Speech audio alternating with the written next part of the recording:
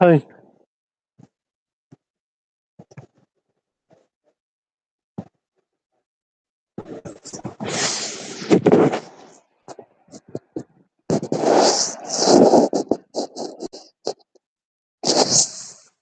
I love corporate slop bowls. They fuel my body and soul, so I can be a productive worker. The faster I eat my slop, the sooner I can go back to my email job. It tastes like optimization. My favorite flavor. Imagine if private equity was a restaurant, or if you could make AI-generated food. When I eat my slop, I become one with the algorithm that created us. For only $18, I never have to think about what to cook for lunch, because my corporate slop mommy makes it for me. It's healthier than fast food after all, and fully customizable. I love having all these choices. Your little local spot can't do that. No, I prefer authentic fast casual. It is my duty to support Big Slop.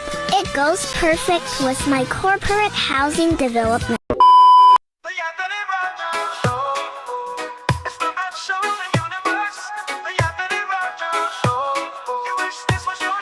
But it's not, it's the Anthony Rogers Show. Tell all of your friends to watch the Anthony Rogers Show. The Anthony Rogers Show.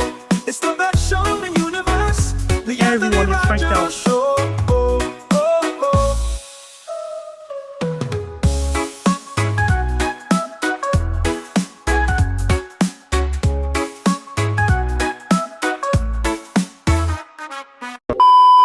Download SDL, get on the list to be a member. So that's high-rising co-working spaces, office spaces, music studio, podcast studio, conference room, free parking garage, gym access, rooftop pool, all downtown St. Louis included in your membership. Dispensary weed is grown by dudes in lab coats who've never been outside, and this guy thinks sunlight is a setting. At Smart Sticky Farm, we grow organically grown weed, raised in real soil under the natural sun. Not that rushed, lab-lit dispensary garbage. You'll instantly feel the difference. It's a farm that is very sticky. I should have stickers that say I got sticky at Smart Sticky Farm. See, even aliens won't touch dispensary weed. Ha! Smart Sticky Farm. Organic, sun-grown, universally preferred. Stickers that say I got sticky at Smart Sticky Farm, but I haven't ordered any yet. 2025 we started late June, and it was probably the most perfect time to out in the dirt where the real ones stand. Sun-grown fire from Smart Sticky Farm. Hands in the soil done right, not scammed. Every single bud from Smart Sticky Farm. Smart Sticky Farm. Smart Sticky Farm. If it's light and sticky, it's Smart Sticky Farm. No shortcuts taken, just growing the land. Good weed only. Smart Sticky Farm. Light it, pass it, tell your fam if they ask where it's from. Smart Sticky Farm. I tried Smart Sticky Farm's Giggles, and it was the best weed I have ever had. I would rather be homeless than not have giggles in my life. Smart Sticky Farm, Smart Sticky Farm, grown outside. See the money. Buying new shirt design. Fresh in, just came in this weekend, but I was doing comedy shows, so I just now have time for the promo. This is the prototype of it, basically. So if you are a model, hit me up. Like, basically, if you don't have to be a fucking model, but if you want to model this shirt on my website and in my ads, hit me up. And then if you are a model, cool, you already fucking do it, so that's good too. But I'm just saying, and then if you want to buy it, hit me up. I'll do about $25 for this round of shirts. I'm not gonna do that many of them, so hit me up.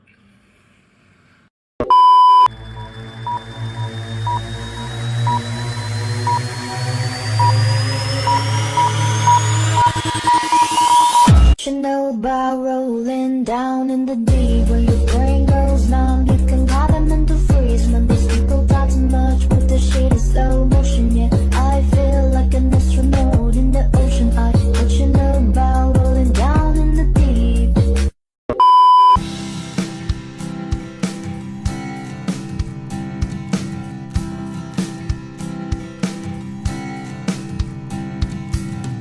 This is the best show in the universe. The Anthony Rogers Show. Recorded live in downtown St. Louis. Do you even know where that is, you fucking idiot? Everyone else's show is most likely ran by someone that has a picture with Jeffrey Epstein and Ghislaine Maxwell. Remember when we found out that all the famous people, royals, politicians, etc. are just satanic pedophiles? Then we just did nothing about it and moved on with life. I think it was some Israeli blackmail scheme. Oh, well. Anyway, like I was saying, here's the Anthony Rogers show. The best show in the universe.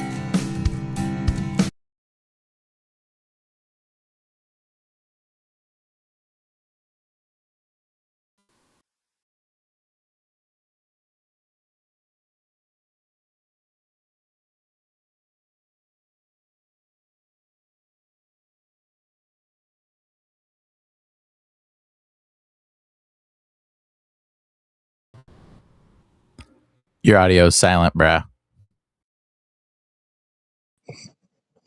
Hi, Anthony.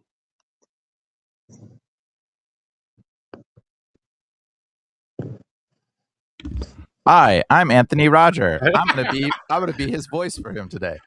No, the best part is I was complaining about how long the intro was, and you couldn't even hear me do it. So it's great. I was like, we all survived the longest intro in the entire world, and then I had a button off on this. I had to turn off double, I guess. So I'm a complete idiot. That's why I need a producer. So if you guys are if there's any producers out there, hit me up for so next week I won't embarrass myself so badly. In the comments, read essential model shirt. Yeah, we'll get some shirts out. I need to get those out soon. I was breathing heavy in those weird. I was like, I'm totally out of shape. I could hear that. But anyway, so we're gonna bring up everyone that's on the show. We already had a bunch of people on here. How are you guys doing? Great.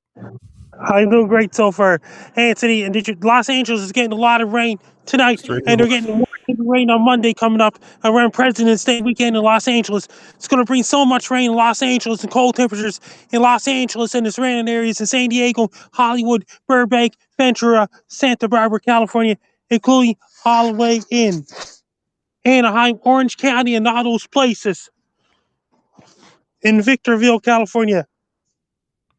And Burbank and all those places, Glendale, Long Beach, California, even San Diego, California. A lot of rain heading towards there. And here's my links to Los Angeles forecast coming up. It's pretty windy here too. Yeah, you're in the same area he's talking about. Yep. That's my links to my Los Angeles forecast. I'm pulling it up, brother. I see it on Facebook. Okay. Bam. And thank you all for watching, by the way. We got like a couple hundred people watching so far. Jenny, what's up in the comments? Rita, what's up in the comments? Nice to see you all. I think you all know Bryan already. So, I mean, it's weird to introduce somebody. I think everyone on here already knows Bryan for being racist too. So, on here. And Frankie, I'm pulling it up, brother. Don't worry. This is Los Angeles weather. So, if you are on the West Coast, if you're unfortunate enough to live on the West Coast, it is funny. I was joking. I'm the only person from Missouri shit talking in California. Bro, it is unfortunate. No, I believe it. Trust me. I'm just saying. It's funny to say it from Missouri. It's an unlikely source. The weather though is great. This is Frankie MacDonald, my own TV station live in Sydney, Nova Scotia. Heavy rains head towards Los Angeles, California on Monday, February 16, 2026. It's going to bring a whole lot of rain in Los Angeles and its surrounding areas starting on Sunday, February 15, during the evening hours. It's going to bring so much rain, streets, roads, highways, and interstate highways and freeways will be wet. There'll be a lot of puddles on the streets and things like this. And the heavy rain's also going to hit Santa Barbara, Glendale, Burbank, Hollywood, Long Beach, Anaheim, Riverside, Victorville, Corona, California, Orange County, and the surrounding areas. Be prepared. Make sure wear your rain gear, rubber boots, and raincoats to keep you dry. Don't walk through the poles, and don't drive a car through the poles either. Monday will not be a good day to head to the beach to go swimming in Los Angeles and surrounding areas. Be prepared. I love it. That was good, man. That was good. That was very thorough on Los Angeles, man. So the same one. Okay, you got a second one. Hang on. Did you have a weather report for the Super Bowl? That means Super Bowl's in the past now. That means weather is beautiful for Super Bowl in California. He was all right. Let me pull up. All right, Frank, I got your other one.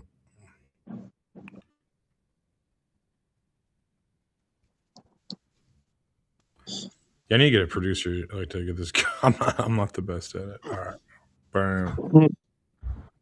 This is Frankie MacDonald, my own TV station live in Sydney, Nova Scotia. Heavy rains head towards Los Angeles, California on Tuesday, February 10, 2026 during evening hours in Los Angeles and surrounding areas. It's going to bring lots of You in rain traffic, in Frank? Long Beach, California, Ventura, California, including Burbank, California, Glendale, California, Hollywood, California, including Corona, Anaheim, Orange County, Victorville,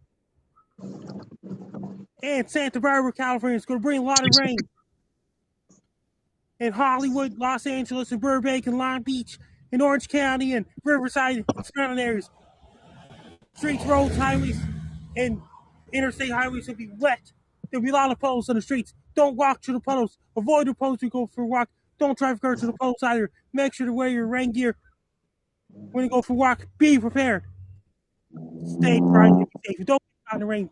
Drive Frankie, were you in the middle of? Were you in the middle of?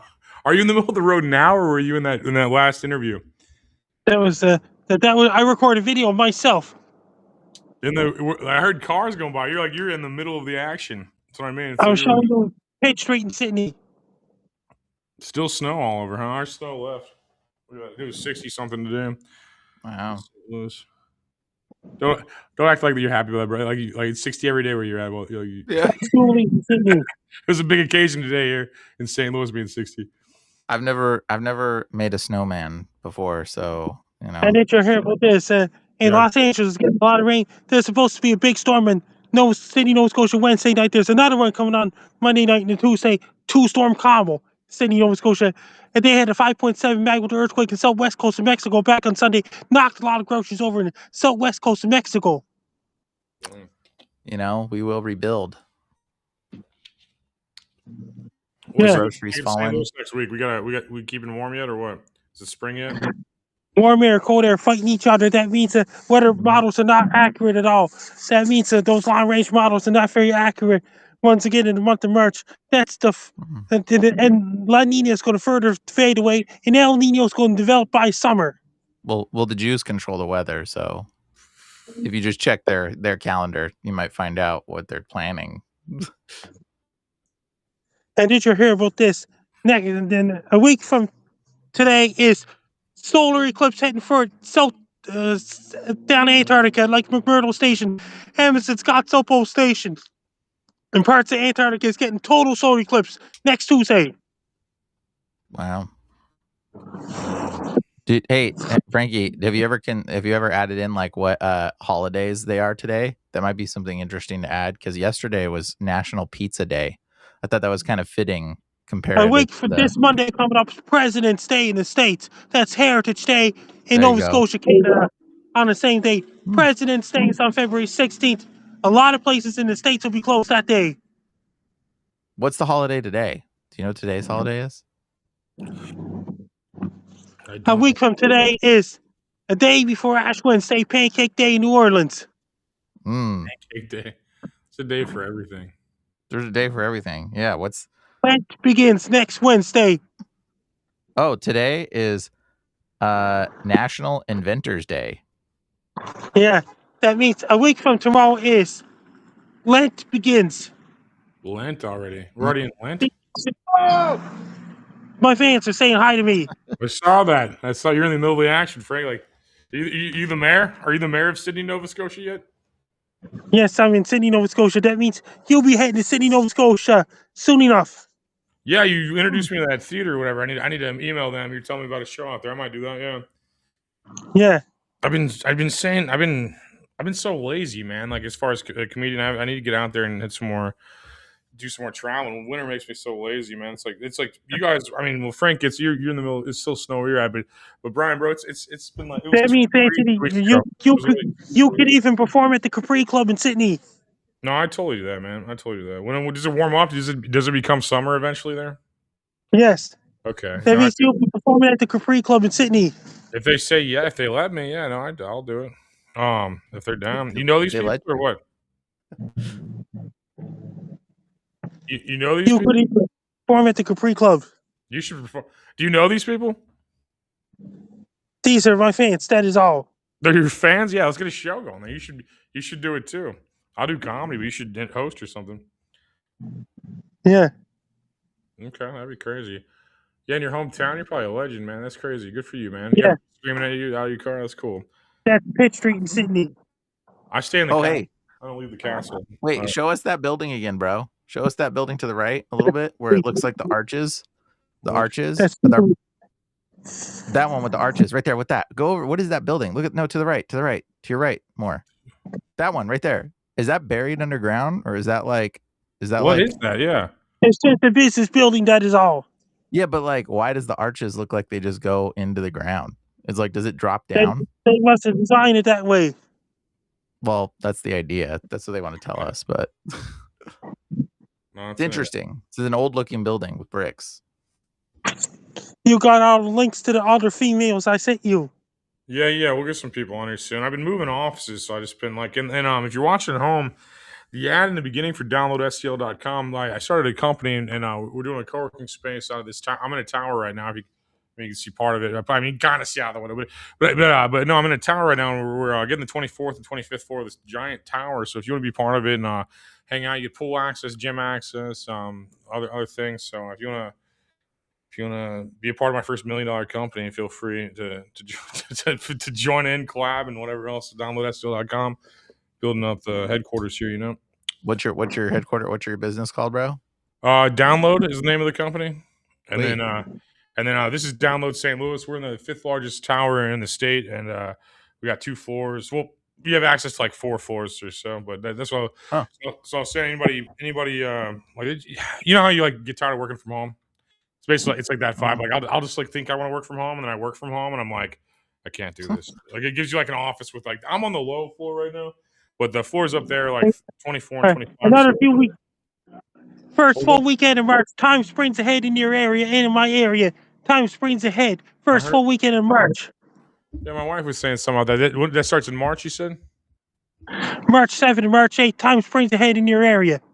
Okay, that's good. I could Not in yours. In Canada, they don't do that. Once again, around the last weekend of March, a weekend before Easter, time springs ahead in Europe.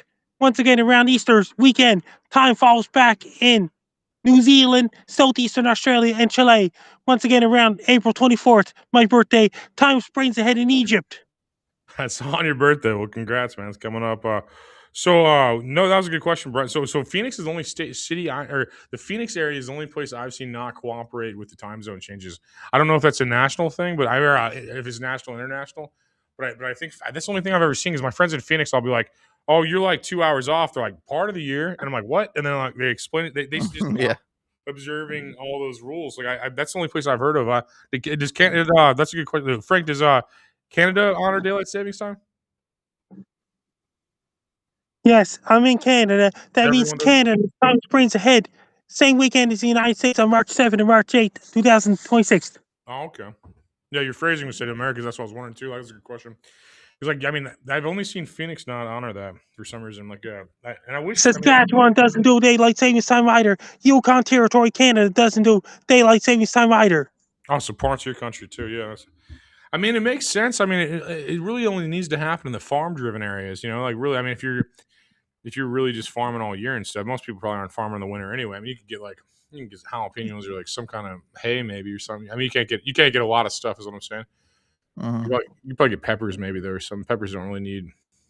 I mean, the frost you get one frost, you're done no matter what. So I mean, that's why you don't do it in the winter probably. But, I mean, we don't really did you hear about this? Next month is March. Dennis, did you hear about this? I did hear the longest day year in my area is June 21st. Shortest day year in New Zealand, June 21st on the same day. I did not hear about that though. I did hear next month was March. I did not hear that. That's cool. The longest and shortest death center. I want to go to New Zealand. Like that would be a cool place to go. New Zealand their winter starts in New Zealand June 21st, same day as our summer starts. New Zealand gets a lot of snow in July. That's a beautiful spot, man. They get a lot of snow there in July. That's their winter. Do you have any opinion on Jeffrey Epstein? If you want to follow me on social media, my blue sky is at Frankie MacD. My link tree is Frankie MacDonald, and my Reddit is Frankie MacDonald 1984, and my threads is at Frankie MacD 1984. My X formerly Twitter is at Frankie MacD. My Facebook is Frankie MacDonald. My Instagram is Frankie MacD94. My TikTok is FrankDonald94. My Clapper is FrankDonald94. My Twitch is FrankDonald94. My Snapchat is Frankie AMCD1. My YouTube channel is Socks and Wolves, and my LinkedIn is Frankie MacDonald. Best luck to you. I'm Frank Donald. You're listening to Anthony Rogers Show every Tuesday nights. God bless you, Frank. Have a good night.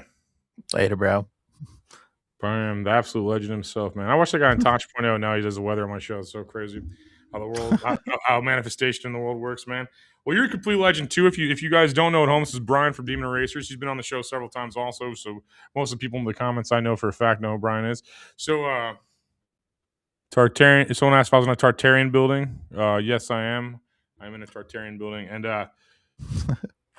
come to St. Louis and hang out. Memberships are cheap. You know, download SEL.com, go on the list. And then God loves you. Well, I love God more than he loves me, probably. I'm just joking. Yeah, we had a bunch of comments while we were doing that. So, yeah, they're asking. I think they're asking about that building. Is there a basement? Yeah, I was wondering that too. That was kind of a bizarre building, and weird archway like that. Do what? The weird archway. It's just like such a low arch. That was weird, and like Frank's the best businessman I've ever seen in my entire life because he. I go, what do you think of Epstein? He doesn't have a position, drops promo, and leaves. I'm like, that has got to be the smartest business take I've ever seen. He's like a used car salesman on like sales steroids. You know what I mean? Like, he's just so on point with the weather, and then he does his promo, and then he's done, and he's just class act professional, man. Like it's just kind of it's entertaining. I wish I could be that focused on anything, is what I'm trying to say. And that happy, he's always happy. His happiness, you know, he's always happy. It seems like. But that's good. Now that we're 23 minutes into the show, we could start the show. So okay, what has stuck out to you in this whole like Epstein dump so far? Like the recent one, I guess. So, you know, there are so many files that dropped, and they did that on purpose, and they took this long to release it on purpose, and everything is done intentionally. And the crazy part is, like, you know, how many, what things have been confirmed through this stuff? What conspiracies have been validated through this stuff? All of them. Even the Wayfair one, which I think was just a little bit out there, but like at the same time, like, bro, there's 2 emails about Wayfair. So you can look it up where he was mailing Wayfair package to Woody Allen, and then another one where he was ordering an undisclosed $9,000 or $8,000 something prod option from Wayfair.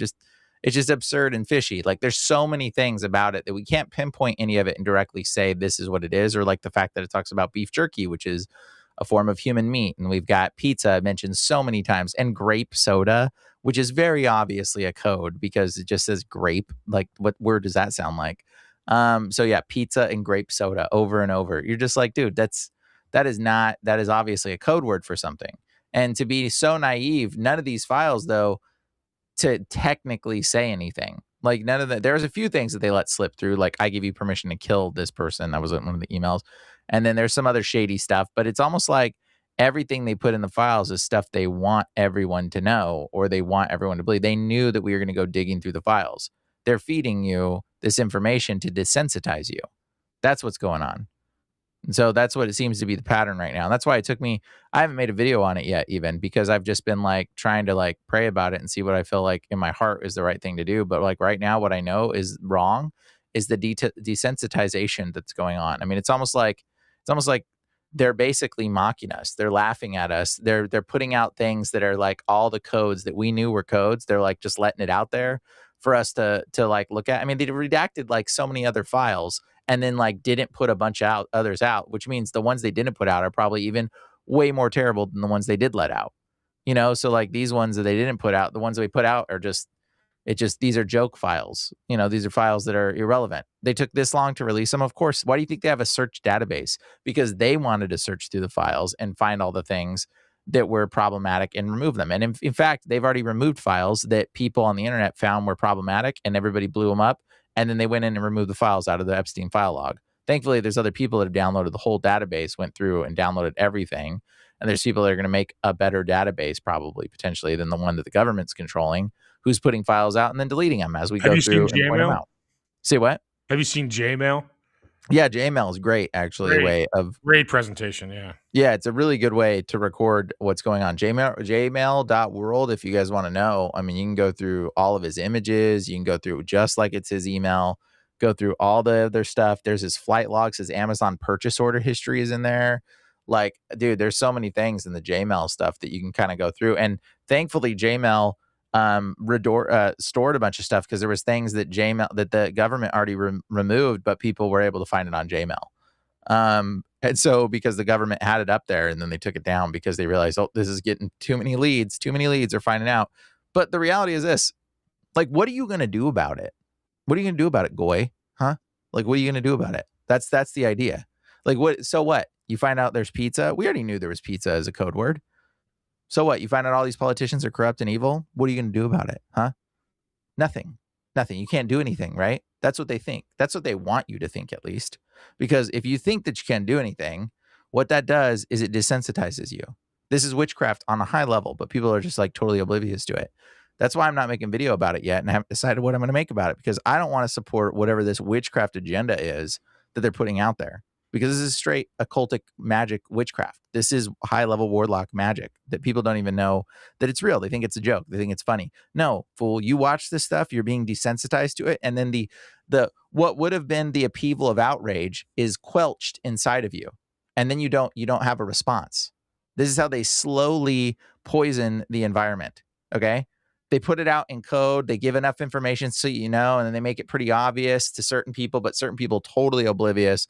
And then they desensitize a bunch of the population of the economy. And then eventually you get burned out because you're like, you won't give it up. You're like, I can't believe they haven't done anything about this. And you're like, well, eventually they just don't do anything. They don't do anything. Yeah, they don't do anything. And then you start chanting the message they want you to chant, which is they won't do anything. They can't do anything. When the reality is, you should be so pissed. You should be talking to everybody right now about it. Every single person you're talking to right now. In fact, I'm going to go buy Meta glasses and I'm going to start recording what I've been doing. I go into stores every day. Every day I go get food. I go into store. Whoever I talk to, if I'm in a line, I go, hey, have you ever heard about the Epstein files? Did you check them out? And they're like, oh, no, I heard they're pretty interesting, and I'm like, no, they're terrible. And then I tell them exactly, and then people around are like, and I'm like, and I get loud too. Usually I'll just start like being obnoxious. I'll be like, hey, have you checked the Epstein files? You know, they have children. They were talking about eating their intestines in the children in the files. And then people are like, what? Like, and bro, I just start talking and I'm going to start recording it. So that way people can see what we should be doing. I'll air that. If you do that, I'll air that as intros and outros and stuff. Yeah, okay, deal. Very interesting, and you're well spoken, and it's a very interesting subject. So I mean, I'd air that stuff. No, I mean it's man, it's like, what do you do? Because you can't just go crazy because nobody understands yet. You just look insane. So it's like you have to like sit here and like let everybody catch up and understand what we knew like 10 years ago, and then basically finally understand it. You know, like. I was happy when I saw guys like you. Like, I mean, you were on it faster than a lot of people, but I mean, so that's a bad exception. But I was glad when I saw people from California like finally start to realize this, because I remember it was like this whole like there's this whole subculture like 5 years ago, especially, that just popped, and then like it hit like I feel like it hit the South first, and everybody was just like Florida and like all that shit, and then all of a sudden, because like, man, it just sounds insane. Like when you think about it, literally sounds insane. And then you want to say you're something like wrapped up in the political party game, and like you just see it and you just see both sides are just terrible human beings, and it's just like man, like you almost don't want to slightly understand what's going on. I don't know everything, but I slightly know, and it's awful. It's just like, I mean, it's embarrassing, to be honest. I think it's like some globalist. I mean, the globalists. I mean, those guys pissed off the globalists for sure, and they want us to overthrow a government and go to one world order, probably, or a war or something like that. And it's like, and I'm watching the propaganda, and like I feel it. And I'm an adrenaline guy, so I mean, I kind of, to be honest, I kind of like action over nothing. But at the same time, it's just like they want that. They want a war. No one needs. Do what? They want that. They want a war. That's what it seems like. It feels like that. Yep. Like, they want us. We're bombing Iran. Looks like we're bombing Iran soon again. Looks like. I mean. They got blackmail on Trump, or he wouldn't be in the situation he is. A lot of my Republican friends are disagreeing with that right now, but I think like it's across the board, corruption across the board. A country has sold us out completely. Yep, it's like Trump. That I think they bought him with pride. I think they figured out pride is his weakness and fear of disease. And I think they bought him. And then there's a little bit of control mechanisms they have in place. But literally they did that. And now they completely control the man. So he's a part of the agenda, whether he what used to be or not. It's irrelevant at this point. So like Trump's unfortunately supporting this. And maybe there wasn't enough. They would have put out more about Trump if there was more. I'm sure that's probably all there was about Trump and the Epstein files. They probably put out as much as they could because his name is mentioned a bunch in there.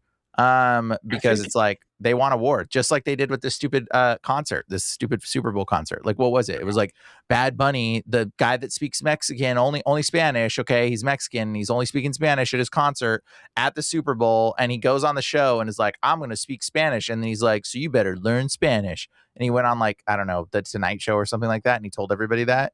And it was like, dude, and then they've got TPOSA building up this. It's a show. It's like WWF, bro. It's like fake. And we're like watching this bullcrap of them like trying to instigate a war between people that the Spanish speaking individuals and all the people that are like, oh my gosh, I want to be in America, but I'm not a citizen. And then all the other people that we've got over here that are like, I'm American and I should be this and I support ICE and all this nonsense. And they're pitting battles between people and they're trying to kick something off and they keep doing it. They keep going, kick it off. And you know what's great? I love it. I love what's happening right now. No one's reacting. Everybody's just like, no, we're not going to fight. We're not going to fight. It's like they're trying to instigate, but the more we keep putting out the message, stop fighting. The answer is stop fighting. Everything's a lie. The media is a lie. The propaganda is a lie. All of it, they're telling you that people want to kill everybody and hate everybody. No, we don't. No one wants that. Nobody wants war. No one wants war. Nobody wants it. If they're telling you they want war, the people in Iran, not a single one of them want war. None of them. Nobody wants war. The people in China, none of them want war. They don't give a crap. Nobody anywhere wants war. No one. The only people that want war are the elites in control. That's it. And you can see when they have files. Because they got caught. I mean, they're busted basically, and they want us to kill each other so they can get out of it. Basically, I mean, the same way they faked a pandemic, and that may be a controversial take, but they faked a pandemic, and like as soon as we found out, like we had an Epstein bust and we were locked down. It was just like, what? Like I can't leave my house because the pedophile elite got busted. That's how it felt. And these people are disgusting. They hunt people in their backyards. They're straight up demons on earth, and they believe in the illusion of power. You know, these are either the guys from the Book of Revelation, or these guys want to be the guys from the Book of Revelation. Like pushing the one world order. The synagogue of Satan. I mean, all that stuff from the Book of Revelation, man. Seems like it's playing on. I mean, we're not seeing the monster in the sea yet. You know, the 8-headed monster. Whatever yet. But we're seeing a lot of stuff. You know, merchants are the great men of earth, and people are in love with self. I mean, we're seeing a lot of that. And it's like, I know every generation thinks they're the generation that ends, but I mean, a lot of stuff's lining up, man. A lot of stuff's lining up. Well, it's called fabricated end times. You know, and it's like fabricated sort of thing. They are intentionally fabricating or attempting to fabricate the end times events. And that's what it seems like. Yeah. And it's on purpose. They're doing it on purpose. It's not real because the end time stuff already actually happened. Surprise, everybody. A lot of the end time stuff already happened. For those that don't know, go ahead and read your history books about Josephus in 70 AD, where the earth, by the way, in 536 AD went in complete darkness and the moon turned black or the moon turned blood red and the sun darkened, which the Bible told you that was going to happen in the end times. That happened in 536 AD. It wasn't actually 536 AD though, but for a year and a half, there was darkness and people ate their babies. What did Jesus say? He said, how terrible would it be for nursing mothers in those times? Okay. And he said, and people were eating their babies in 536 AD. And so people don't know this. A lot of people are unaware of what it's called. Is called the little season in a lot of ways, is what we've kind of been referring to it. And it's the fact that, they are. Yeah, exactly. They're fabricating it. And it's like, the little season is understanding where we actually are in the Book of Revelation, where we actually are in our time scale. And I know this is a controversial topic. People are going to be like freaking out, but the reality is like, we are not where they say we are. And you would be foolish to think that we are. And let me just put it in very simple arguments for you right now.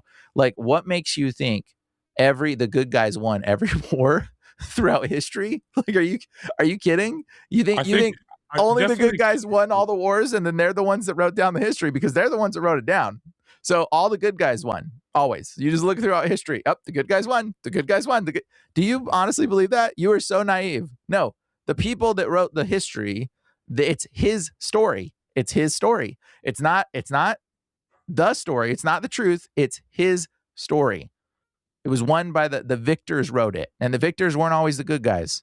Okay. And that's why we have a narrative of a world that we live in today that is completely bullcrap. And you look around and there's all these people on drugs, all these people with autism, all these people cracked out of their mind, all these people sick. Everybody's a slave. Nobody can get free. You're not free. If you think you're free, go live go set up a tent by the river near you and tell me how free you are.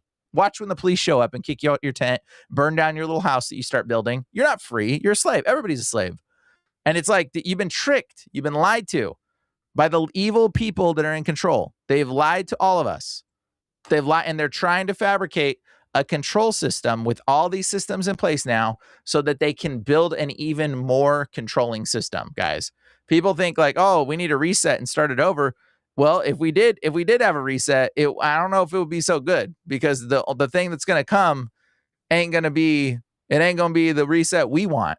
You know, what we need is peace and walk away. That's what we need. We need peace and obligatory everyone deny authority and control. They need to just peacefully say, listen, I'm not going to listen to you anymore. That's what we need. We need to be like, okay, we're not going to do that. The police officers need to say, hey, you know, we're not going to arrest them. Nope. We're not going to do that anymore. We're going to not arrest anybody. Like, we need to step away from this.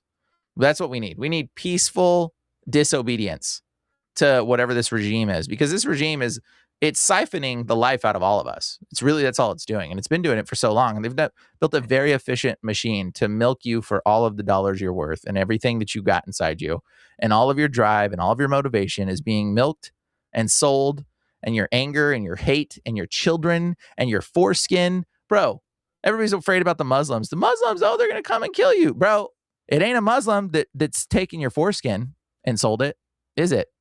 You know, they sell them. I don't know if you know that. They take people's, they blend them up and make them into little slurries of cells, and they sell them in beauty products. But that wasn't a Muslim that did that to you. Who was that? Who's taking your flesh? Who's taking your flesh? It ain't Muslims. It's people. There's people in control. Can't say their name, but you can say it. You can read them in the Epstein files now, guys. You can find out all you want. Just Google Goyim. Google Goyim in the Epstein files. You'll find out who these people that are in control are. And they want us to hate those people too. But the reality is, it's not that whole group of people. Okay. It's an elite group of people that has hijacked this religious perspective. Okay. It's not the people, because the people are just as much victims as you and I. All those people, they're just as much a victim. But they've been brainwashed into believing their victim mentality so much that it's okay to justify the terrible things that they do to other people. And so, but that's a problem that's been done to them as well. Everybody's been manipulated at this point. But I think people are waking up to it a lot right now. And people are starting to realize, hey, guys, this is not right. Like, it ain't a Muslim, by the way, that the reason why you don't own a house, that ain't a Muslim's fault. I'm going to tell you, it ain't a Muslim's fault. The reason why you don't, own the building you live in or the land that you live on, that ain't a Muslim's fault. There is a group of people who's responsible for that. It's in the Epstein files. Look them up. But it ain't a Muslim. Let me tell you what. And everybody's afraid of the Muslims showing up. Bro, they're just trying to instigate a war. They want you to be afraid. They want everyone to hate everybody. Because if everybody hates everybody, they go to war, and that's when they make the most money. That's when they benefit. They benefit because when you're in a state of chaos and war, you make harsh and rash decisions. And they capitalize on it. They can manipulate you when people hate people. They can easily manipulate the circumstance. When you're under a stress, distress, and hate and anger, that's what they've been doing to societies throughout history. Put them into a state of war, put them into a state of confusion, division, hating one another, and then sell you the solution. Hey, and the solution's weapons, the solution's bombs, the solution's acid, the solution's money, the solution's borrow money from us so you can buy more cars, buy this, buy more things. It's a solution that they get out of you, because if everybody would just be chill and not think you need anything and just have the fish and the water and the food that you raise and just be like chill, we wouldn't need anything. And no one could build the control system over us, because we all lived in a place of peace. We would all live in a place of love. Speaking of buy things, it really brings me back to the advertiser, Chicago Steak Company.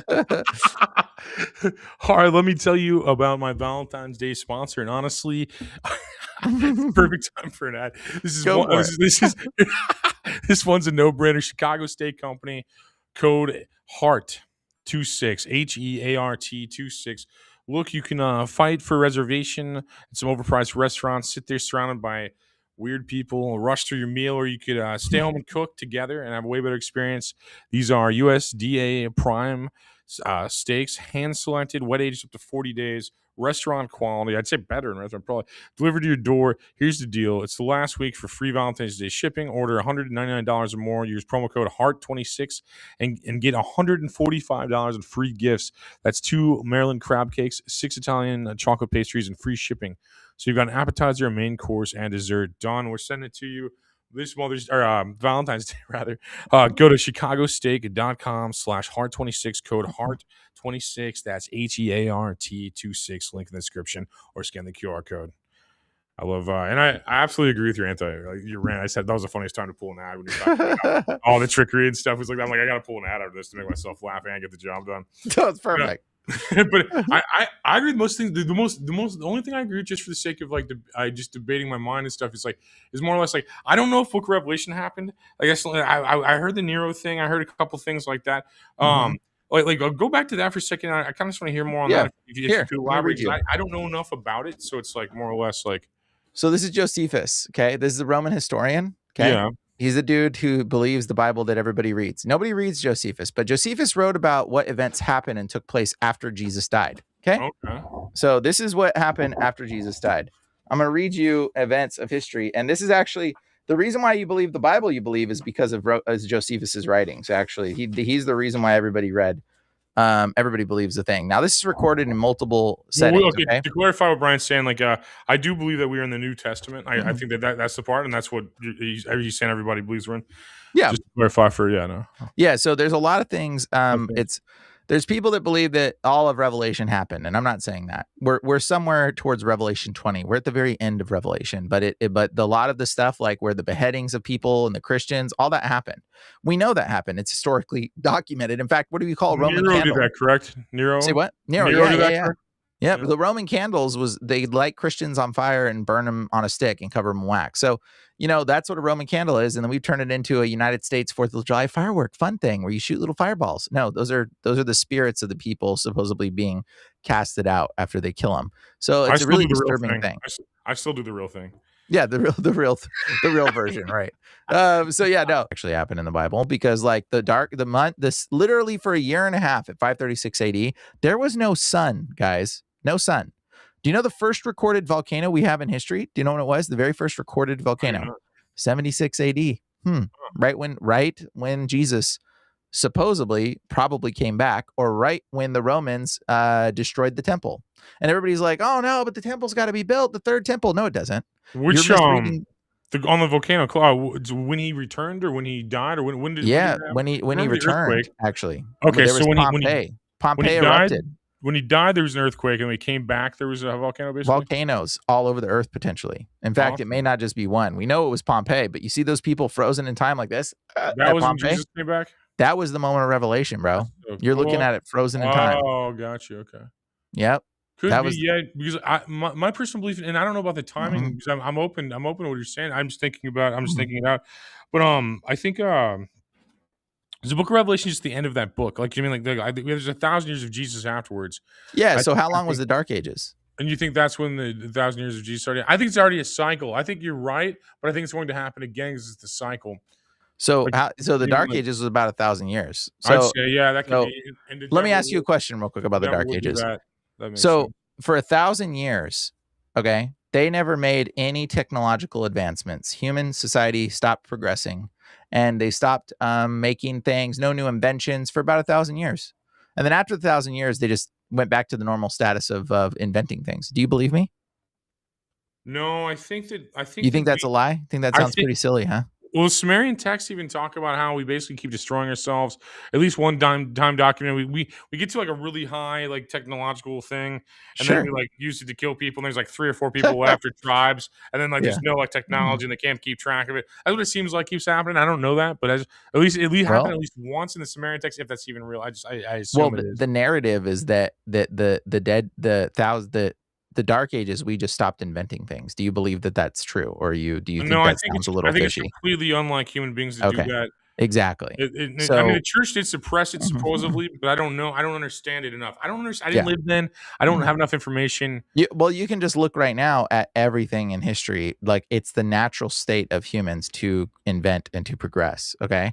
So Yeah. like in the last 50 years, we've progressed so significantly. It's insane. On the Like, what last makes you think? And then before that, it was progression. And then it was the Enlightenment era. No, it wasn't the Enlightenment era. It's always been inventing. We've always been creating. We've always been inventing. That's just been the nature of humanity. The So to paintings assume, are all religious from that time period. what? Like when I look at, I believe. I mean, and correct me. There's art people that are smarter than me in the comments, but I believe that that most of the art from that time was all religious based. You didn't have any art that was not religious.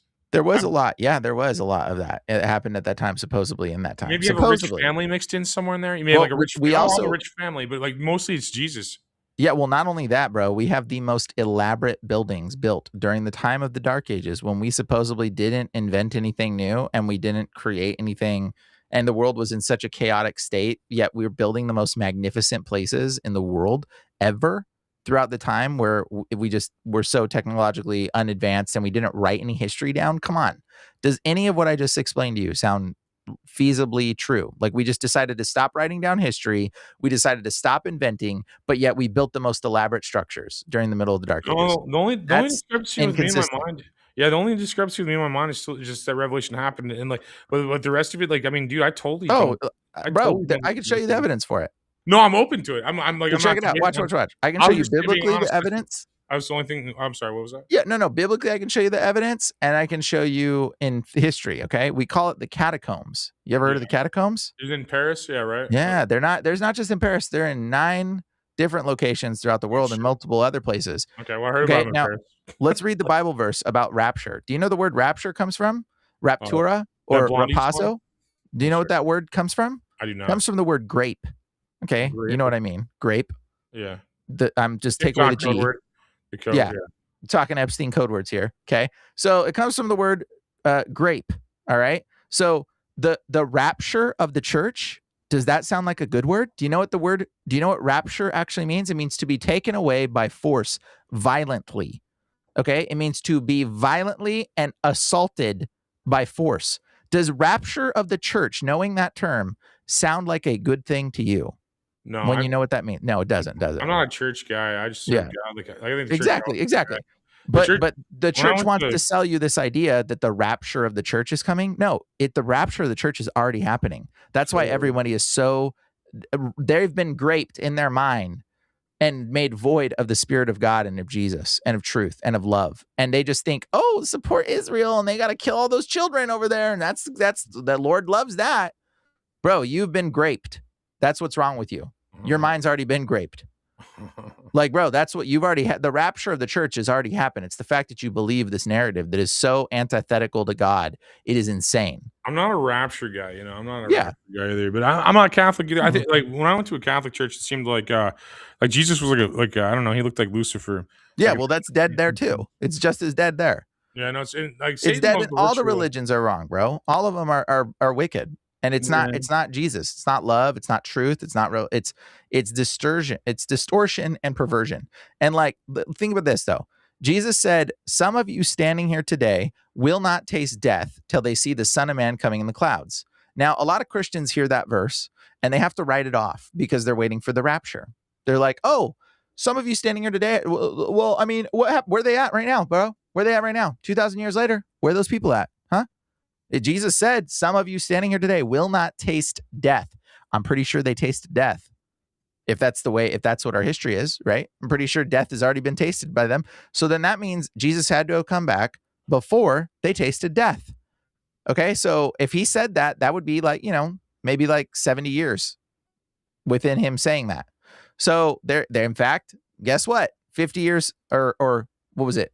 30, 40 years after he said that, he probably came back. And I'm going to read you history about it right here in a second. But I'm going to tell you, Jesus said, some of you standing here right now, he says in some translations, will not die before they see the Son of Man return. That's what the Bible verse says. I'm reading you straight out of the biblical text. He said, there is people alive today that will not die before they see Jesus' return. Now, he says another verse. He says, there will be two, the rapture verse. Let's talk about the rapture verse. There will be two people standing in the field. One will be taken, one will be left. And he says, there will be two women grinding at the mill. One will be taken, one will be met. There will be two men laying in a bed. One will be taken, one will be left. And he says, and they say, where, Lord? Where will they be taken? Do you know what his response is? Where their dead body lies, the vultures will gather. Does that sound like being caught up into the sky in a twinkling of an eye, and we vanish into goodness, into happy clouds, and we leave everybody in a hell on earth space? Or does that sound like a bunch of people going to fall over dead? What do you think? Yeah, it sounds like death for sure. But I mean, I think that's how it may appear that way. Though. I don't know enough about it, man. Well, I'm just reading you the verses, and you don't. Oh no! I get what you're saying. I just don't like. I don't have an educated answer. Is what I'm trying to say. Like, that's what you. It's perfect, bro. You don't need to have an educated answer because anybody that's a child that reads this would get what I'm explaining. Anybody that goes to church, they won't. They'll miss it and it'll go right over their head. But if you're a child, if I say, "Where will they be taken, Lord?" Where the vultures gather, their dead body lies. I'm going to read you another translation. Where the vultures gather, their corpses will be. Okay, and here's another translation. Where the eagles gather, there their dead bodies lay. Does that sound like we're going to be caught up into the sky and disappeared? Or does that sound like a bunch of people are going to fall over dead? Well, to me, it sounds like a bunch of people are going to fall over dead. Do we have a recording of that happening? Oh, we sure do. It's called the catacombs. You can look it up. Do you know what the story of the catacombs is? I do not. They tell us right now, like, I don't know if you want to bring up pictures of it. I mean, I don't know if you can screen share and just type in catacombs. Yeah, I'll check it out. Show people right now, because this is, I mean, I can show if you want. I can screen share it. Oh, can you? If you can, feel free. Yeah, I'll do it for you. If not, I got it, obviously. I'm saying, like, you kind of like, with you run a narrative on it, it's kind of interesting. Yeah. So, like, check this out. So this is fascinating when you see this. So, catacombs. So when you look at this, there's miles of this. Okay, continue screen sharing, entire screen, boom, share, boom, done. Look at this. Hang on, I hit presentation, I think maybe is the only thing you're not. Did it do it? It says screen sharing on your end. I got to do it. Sorry, my bad. There we go. There we go. We're good now. There we go. So there is miles of this, guys. Miles. Now, I'm going to ask you something. Do those look like bones that probably sat in a grave that were covered in flesh? Or do those look like bones that have been stripped of the flesh and sat out in the sun and maybe got sun bleached and that's why they're white? Because bones aren't by default just come out looking like that. What do you think? Wow, yeah, no, I mean, I forgot that was all skulls and stuff, man. That's creepy as fuck. Yeah. Now, not only is that just skulls, this goes on for miles, guys. Miles. There's miles of this. There's parts of it we haven't even discovered.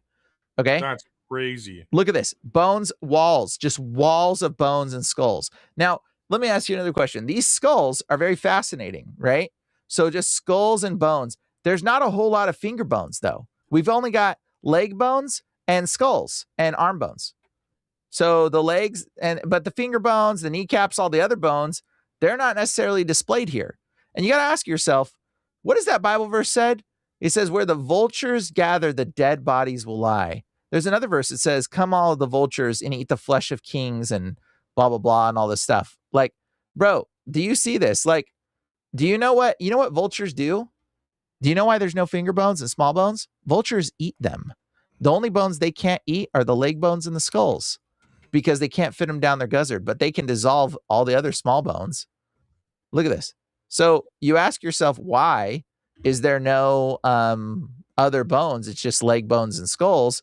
It's because vultures ate their bones and picked them dry. You ever heard of a sky burial? You know what that one is, right? Sky burial? I do not. Sky burial. You just, I mean, dude, the energy of that room is crazy. It's just like this is a sky burial where they let the vultures eat the bones. of the Okay. person. And so you're like, okay, like that's sky burial. So sky burial is literally what they did. All these people died. Vultures came through, ate their bones, and all that was left. And there's different levels. See how some of the skulls are yellowish, some are whitish. It's because certain ones were left more in the sun. Okay. And then the flesh rot off. Now, the narrative they tell you is that they dug up a bunch of graves, ripped all the skulls, flesh, ripped all the decaying matter off of them, took all their old clothes off, and then stripped them naked, and then dried the bones and laid them out. And then they took those bones and they went through and then started stacking them.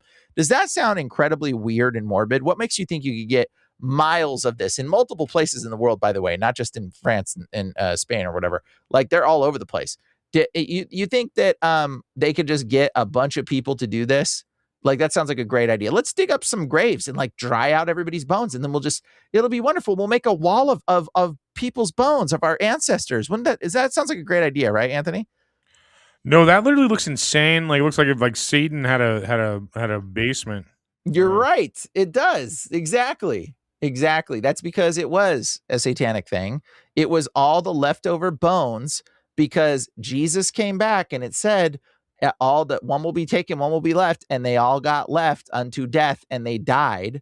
And then the leftover saints, the Christians, went around, collected all their bones, and gently and nicely, respectfully put the leftover dead's bones, after the vultures ate the flesh off of them, in this little catacombs that go on for miles in every country all over the world.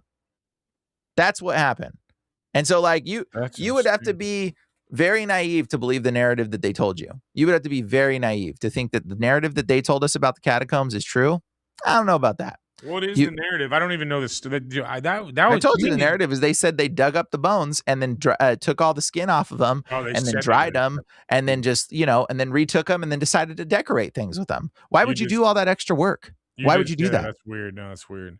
A lot of extra work to just rebury them in a walled decoration? No. At the very least, those are mass casualties. Like, exactly. Those are. I mean, just by looking at it, that's mass casualty for sure. I don't know there anything you go. else, and I think I know that. You know, I'm like, I wasn't there, but I think I know that was mass casualties. It's just like you could tell. You can tell it was a mass casualty event.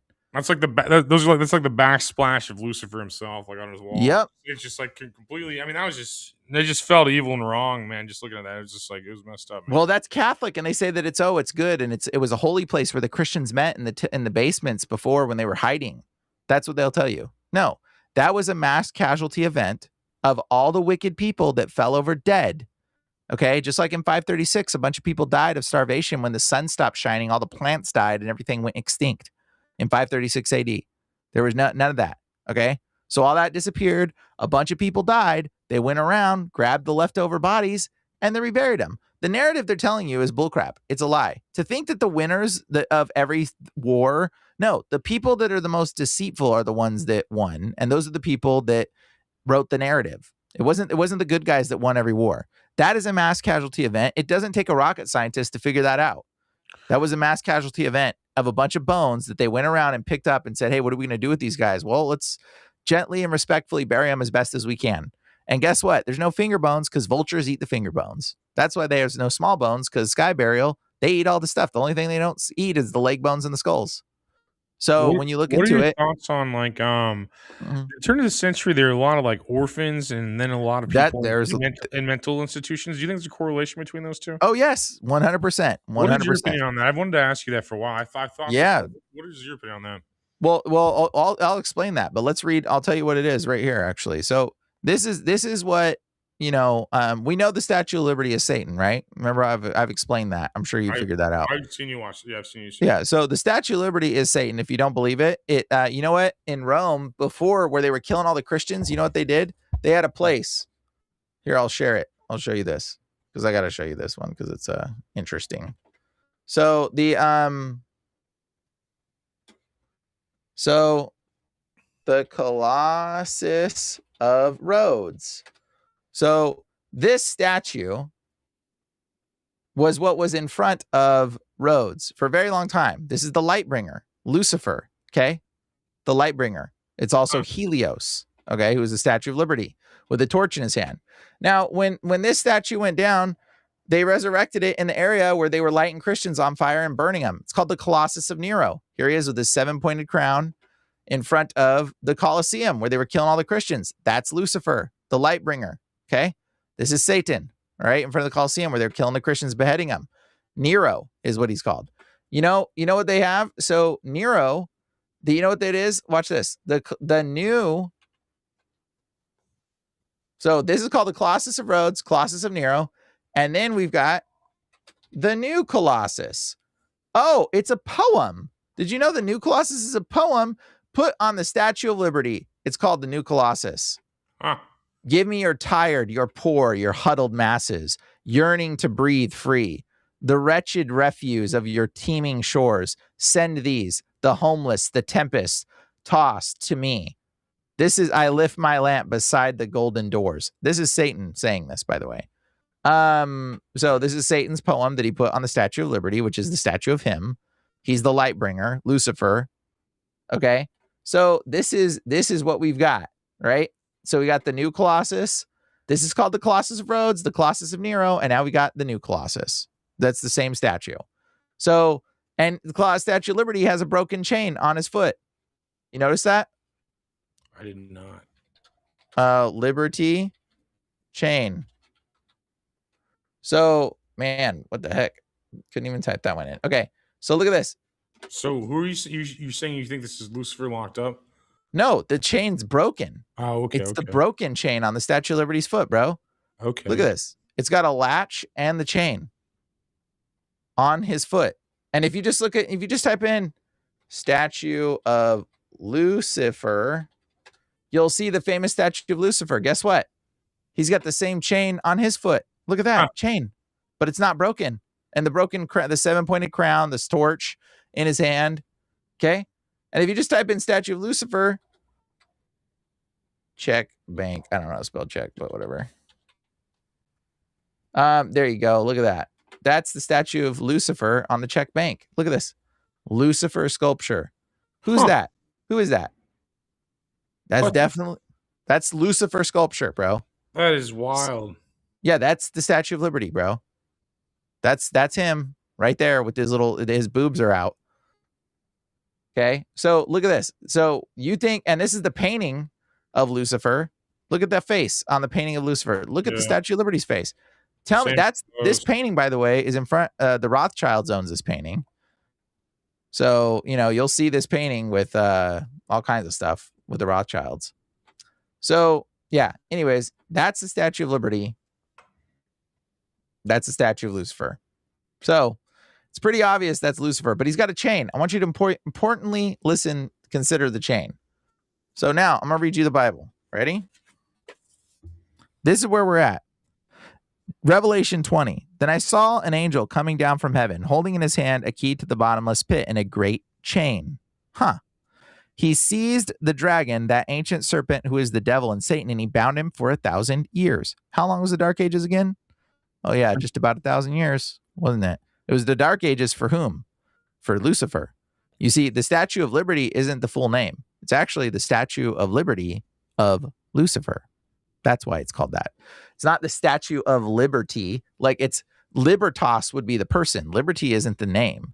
Lady Liberty, that means Lady of Liberty, but it's the Statue of Liberty of Lucifer. That's what it's supposed to be.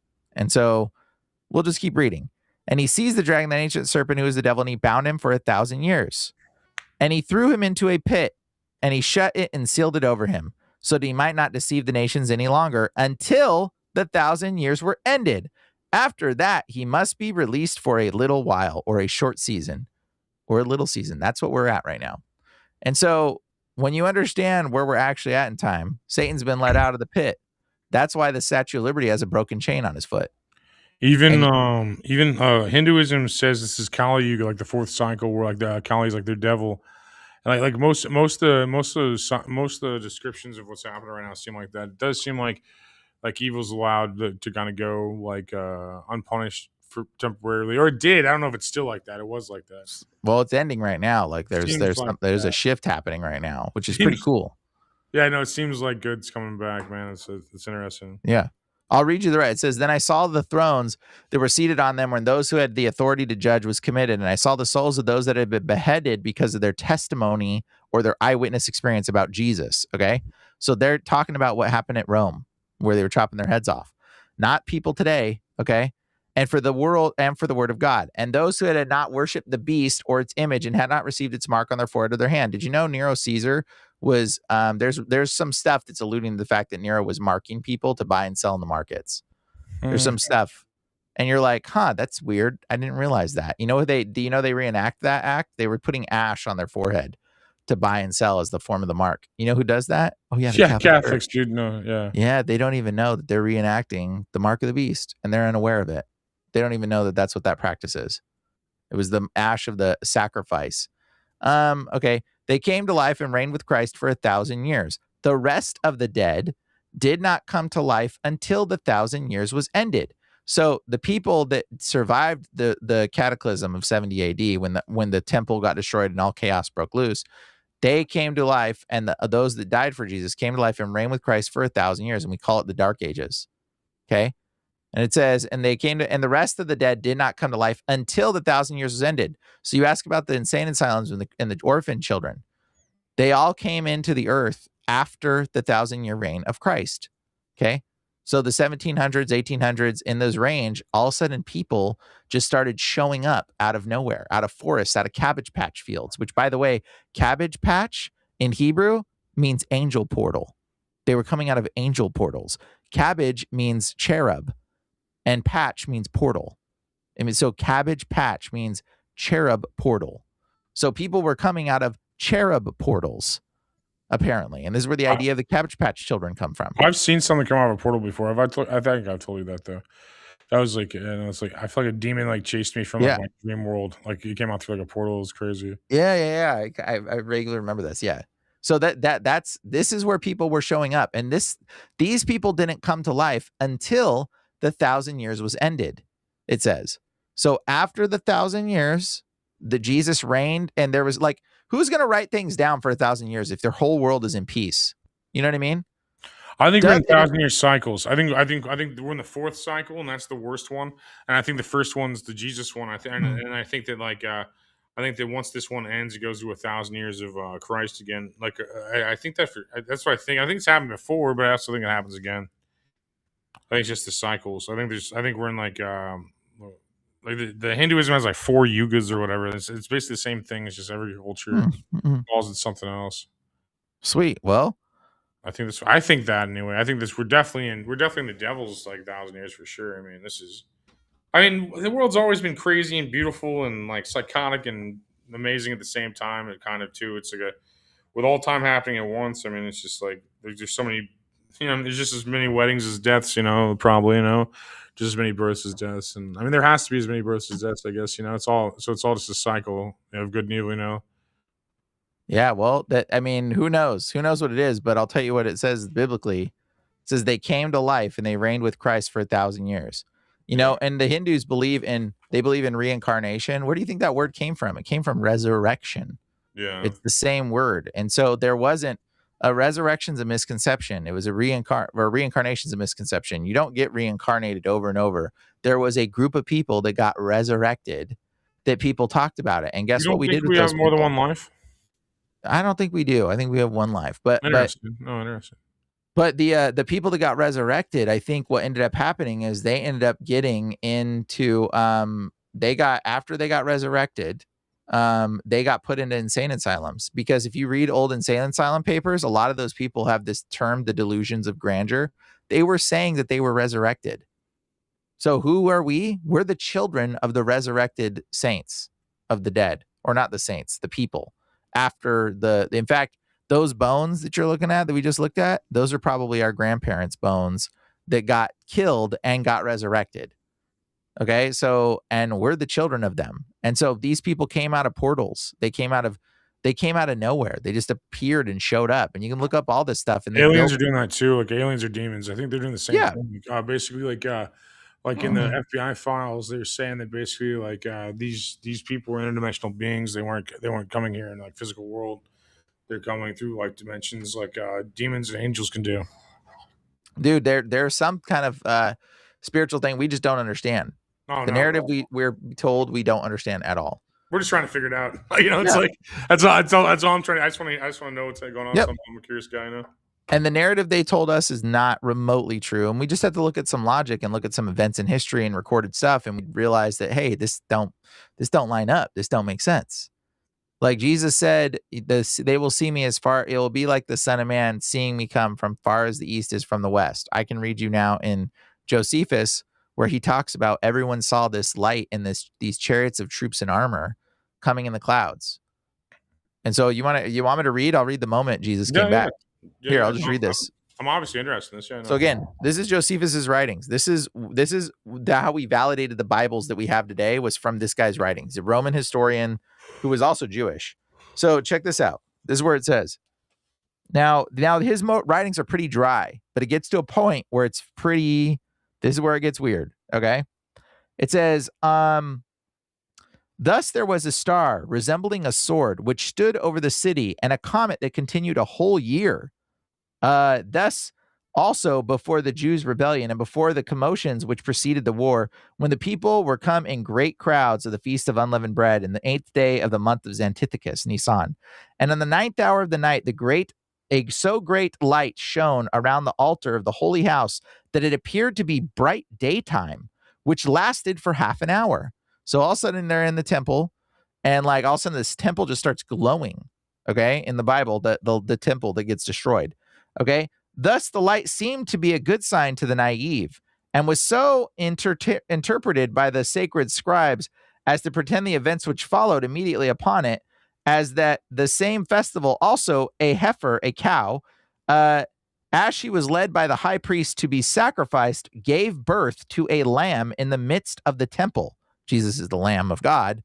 It's pretty obvious when all of a sudden the cow just gives birth to a lamb, and their people are like, "What?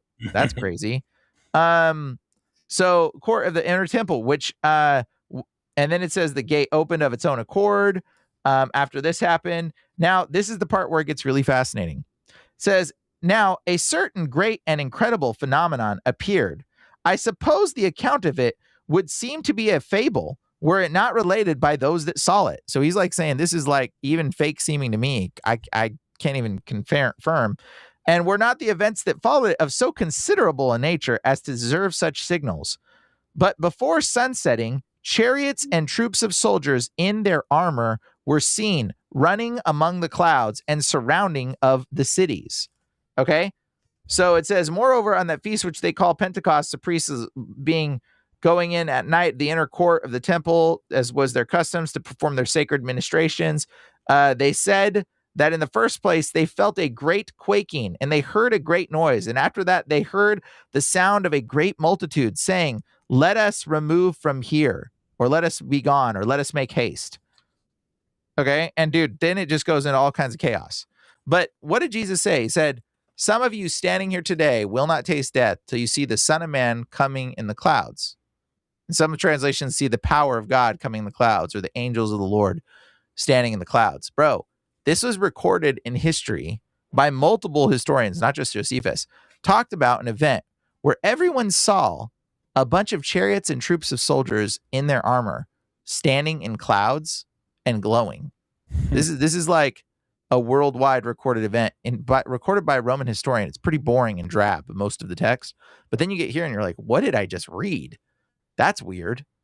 Okay. And then you start thinking like, whoa, that's a really unusual thing. Here's another really unusual thing. I'm going to read you another part you'll find this entertainingly, whatever. This is called his discourse concerning heaven, or Hades. Okay. Discourse concerning Hades. And this is what he thinks heaven will be like. Okay. I'm just going to read you this.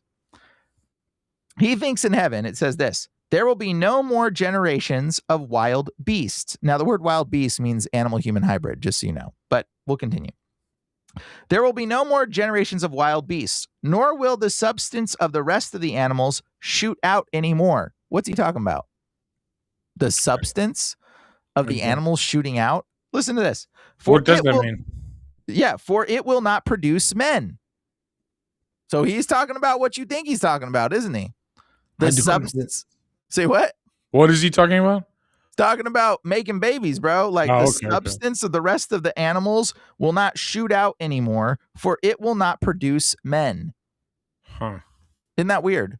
Yeah. And then he goes on, he says, but the number of the righteous will continue and never fail, together with the righteous angels and the Spirit of God and his world and his word, as the choir of righteous men and women that never grow old. So he believed that animals will no longer produce men. What kind of a world was he living in where animals were shooting out their substance and producing men? What makes you think that the world that Jesus walked was anything like it is today? Like, you would have to be very deceived.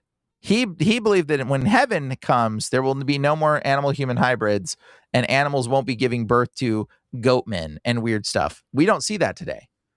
So what does that make you tell? What does that tell you? That tells you maybe the world we're in is a lot different. I mean, Jesus said, preach this gospel to every creature. What is he talking about? What creature? Can you preach the gospel of Jesus to a dog? Or do you think maybe the world that Jesus was talking about a little bit different than the world we're dealing with today? You see what I'm saying? Yeah.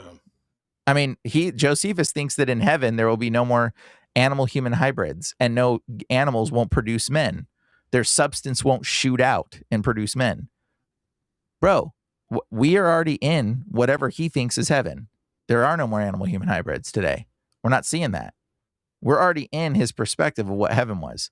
And it was the 1,000 years where no one wrote anything down, because who's going to write down? I went and got my eggs from Sally today. No, because the world was in peace. The entire world was in such peace in what they called the Dark Ages. It wasn't the Dark Ages for us. It was the Dark Ages for Satan, because he was locked away and bound in a pit. It was the Dark Ages for him, just like the Statue of Liberty was the Statue of Liberty of Lucifer. So we're living in a time that we don't even understand. Does this make sense? I know I'm sounding kind of crazy. No, it does make sense. I'm just soaking it all in, man.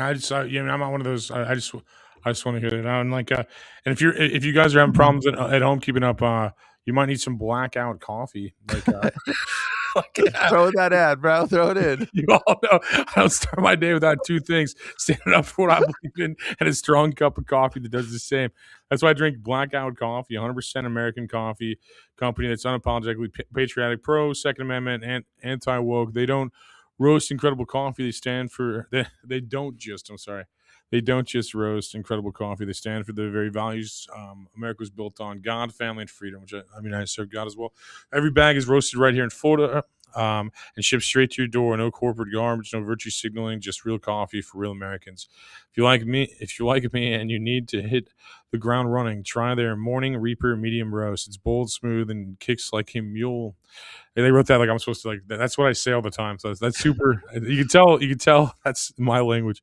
Or if you're into something darker, like the Founding Fathers Dark, grab the 1776 blend. It's rich, fearless, and roasted to perfection. Support a company that actually gives a damn about their country, which I back that in. Go to blackoutcoffee.com/rumble and use code Rumble for 20% off your first order. Drink some coffee and catch up with Bryan on Demon Erasers. Like, so you can be on the same level. You gotta caffeinated. No, you have so much good stuff, man. Like just content wise. Like, so what? Back to the actual episode, I guess. Like, what? Yeah, so like side quest. You just have so much cool data. I'll just sit here listening. Like, I feel like I'm just watching the History Channel, bro. You talk. I'm like sitting like, this is probably what I'd watch if it was a show. You know, it's like, but yeah, no. So, what do you think came out new that we didn't already know? I mean, we already knew the world is full of shape-shifting reptilians that rape, have sex with children, kidnap them, harvest their organs, and drink their blood. And we knew that for a while. And they're all politicians, actors, royals. We don't like. So, what's new? You think? Like, what happened that like was new? No, I think the only thing new is that now they're flaunting it in your face. Like, what are you gonna do about it? Like, that's the thing that's new. Is like literally, it's like, what are you gonna do about it? Like, imagine that that dude just graped you, and what are you gonna do about it? And he's just like, yep. What are you gonna do about it, huh? Why is it gotta be a dude, Brian? Because they're the only ones that can do it. But like, what are you gonna do about it? He's just laughing at you. Great cry. I'm just gonna cry first. That's what figured out from there. Files are. Okay, yeah. It's a mind graping, is what it is. Yeah. And they're just laughing at you, and they're like, "What are you gonna do about it, fool? Nothing. You can't do anything," is what they're saying to us. That's what's new. I mean, it's Every pretty other before we country- knew these things, but now, you know. Every other country has ostracized these people out of position. I think it's coming in America. I think it's once we realize it's across the board. Just like one day you'll get all these papers like, oh no, Trump was the good guy, and then like, but I mean, dude, here's the thing. Even if Trump had nothing to do with Epstein, he has a photo with him, and he had a teenage beauty pageant. I'm like, get him the fucking office. I'm like, even if he's like, say he's completely clean of the quote unquote Epstein files, and we'll imagine he's not on page 80 of Epstein's black book. We'll pretend he hasn't been on the fly logs. We'll pretend there's not more photos of Donald Trump with Jeffrey Epstein than I have of my parents, and we'll pretend that's all fake, right? Like he still had a teenage beauty pageant, and Still disturbing. Yeah, I'm just like, get him out. If you have a picture with Jeffrey Epstein, please just leave office. Just leave. No questions asked. Just leave. Leave. That's a great idea. Just get out of office. I don't think we should even be able to elect anybody that is traced back to Maxwell or Epstein. I agree. That's what we need to do right now. But like, here's the thing: because they release these files, everyone's going to get desensitized and be like, "Well, there's nothing we can do about it. We just knew they were pedos all along. All we can do is just let it happen." No, fool. Wake everyone up. That's what you need to be doing right now. You need to be talking to people about this crap. Okay. I've just made 3 friends in the last week, bro. And all I'm doing is walking up to random strangers and being like, yo, hey, you checked the Epstein files yet? And then they're like, oh, like there was one guy, I went into this metal shop and I was like, hey, you looked at the Epstein files? There's like 5 other dudes working in the shop too. And it was a desk spot where we were picking up the metal. And they're just like, oh, I don't. I'm like, you didn't look? And he goes, oh, I don't. Wait. Like, there's pedophile stuff in there, right? And he was like, "Oh, I don't know. And I'm like, "Yeah, bro. I mean, anybody that hasn't looked and doesn't know, like, that's pretty bad. Like, what are you gonna do? What are you gonna like? If I brought it up, if I said, "Hey, have you checked the Epstein files? It's pretty terrible." Like, and you're gonna go, "Oh, sir, I don't want to talk about." I could just go, "Oh, you support pedos?" I can just go, "You support pedos?" And they're gonna go, "Oh, no, I don't support that." And immediately they're gonna have to like have a conversation with me. Like, I'm just like, what are you gonna? They're energy harvesting, they're organ harvesting, they're drinking blood, they're torturing people, they hate us. Yep. And I'm not Jewish. You're not Jewish, are you? They hate us if we're not Jewish. That's what Goyim means. So they don't like us. They have like Kanye was right. The real Kanye, not clone Kanye. Yeah, the real one. Before they did what he did to him, because man, he's gone. It seems like. Oh, dude, no, it's so crazy. Like, I couldn't even imagine believing that was really Kanye West. But no, it's a weird time. So I mean, they literally just got caught with they just got caught red-handed. I think there's going to be a giant leak of everything we ever put on the internet to everyone at one point. I think basically it's going to be a dump because if you could have all of his emails, also, I think the desensitization, rather, I believe that's the correct pronunciation, like you were talking about, also goes down to basically this of us just scrolling through somebody's info.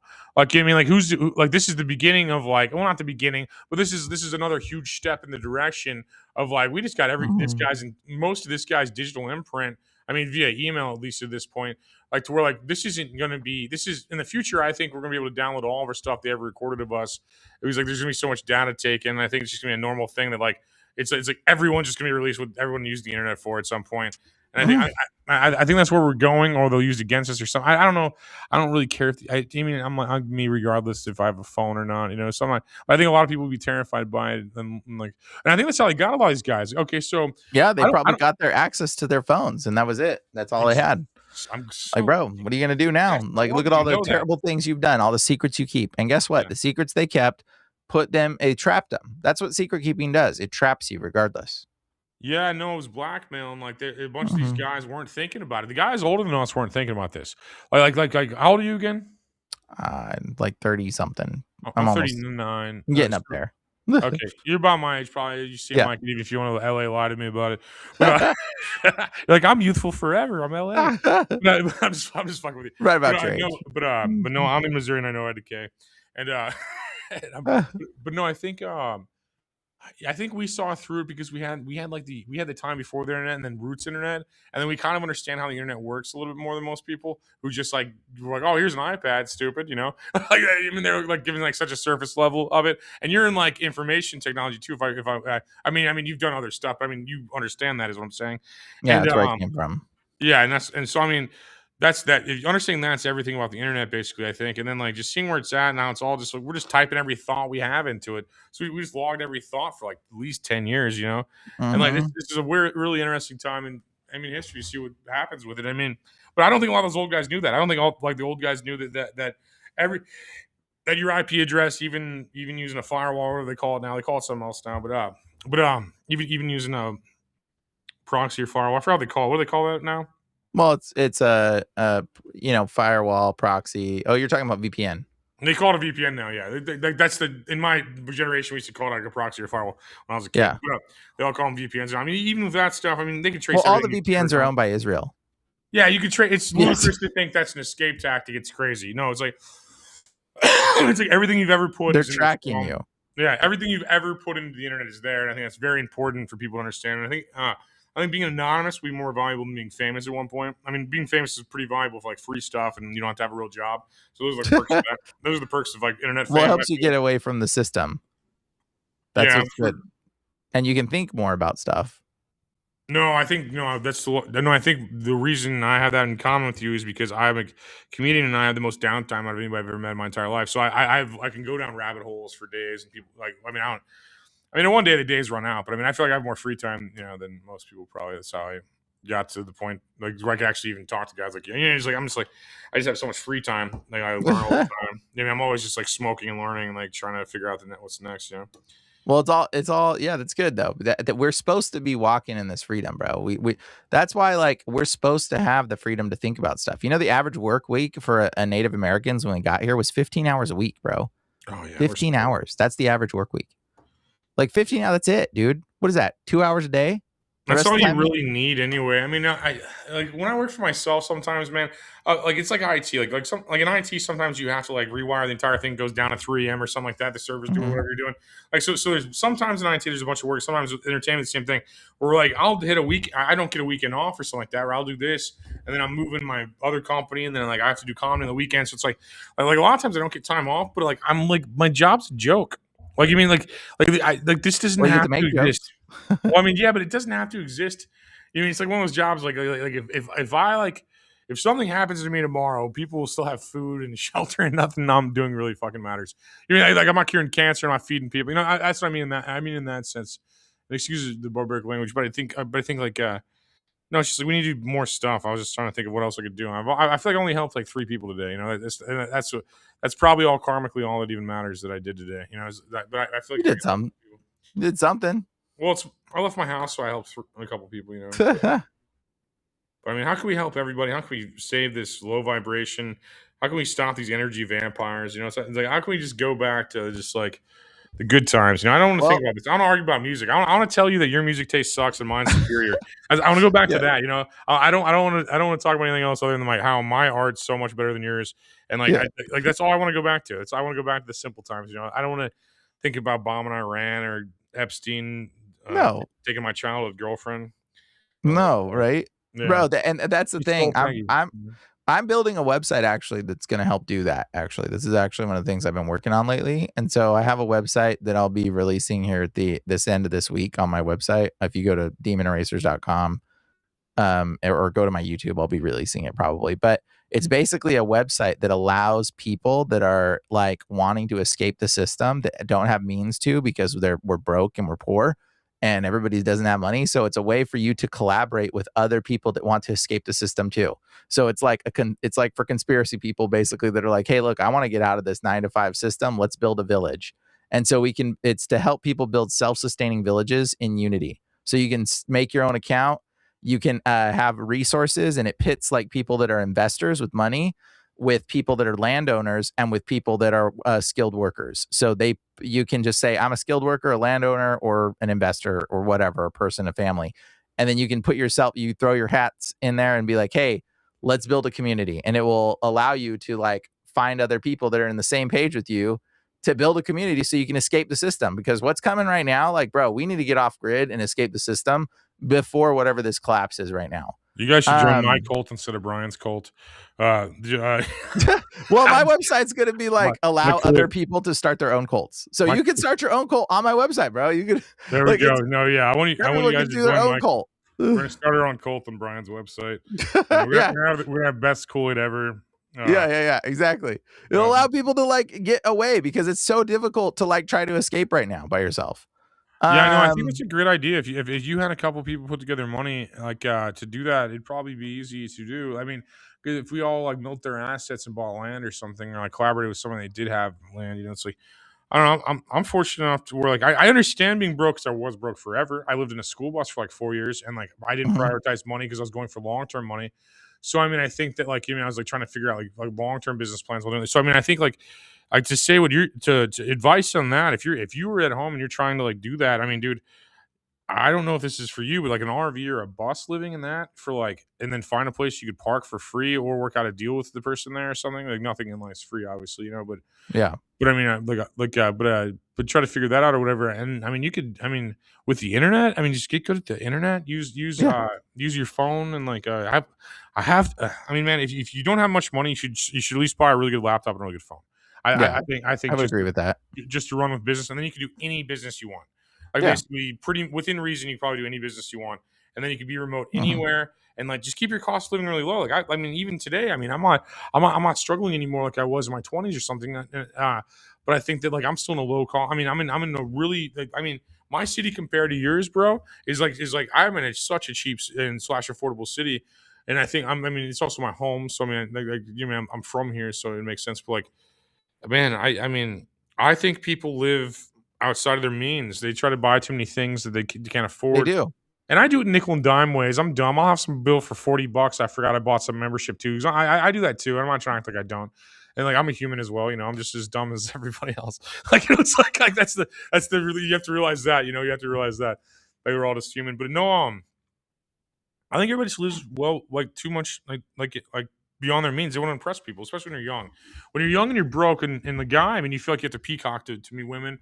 And if you're a girl, you feel like you have to buy all this makeup to appear attractive, and these things that like they made us feel ugly, so we buy things. You know what I mean? That's basically what it is. It made us feel ugly and poor and not shiny. They made us feel unshiny. And like and I think that like that's the main thing. It's like most things we don't need. Like I mean, I can live well within my means, and I mean I probably ate out every meal still. I lived in a bus, but like every meal I just ate out at a restaurant, and like that adds up, I guess. But it's cheaper than paying rent still.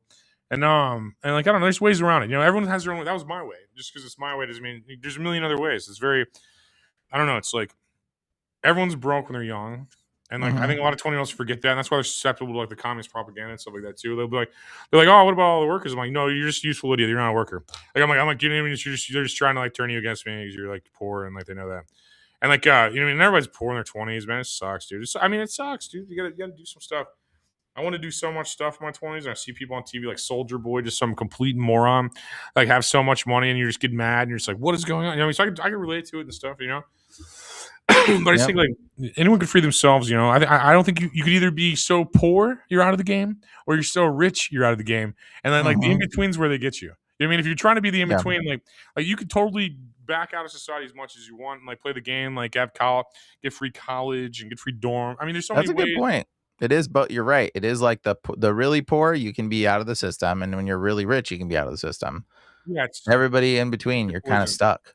Yeah, pick your poison. Like I got to pay bills. What is it? February 10th? Oh my God, they robbed me 10 days in a row already on bills. And then like the more my website's gonna fix that. I think.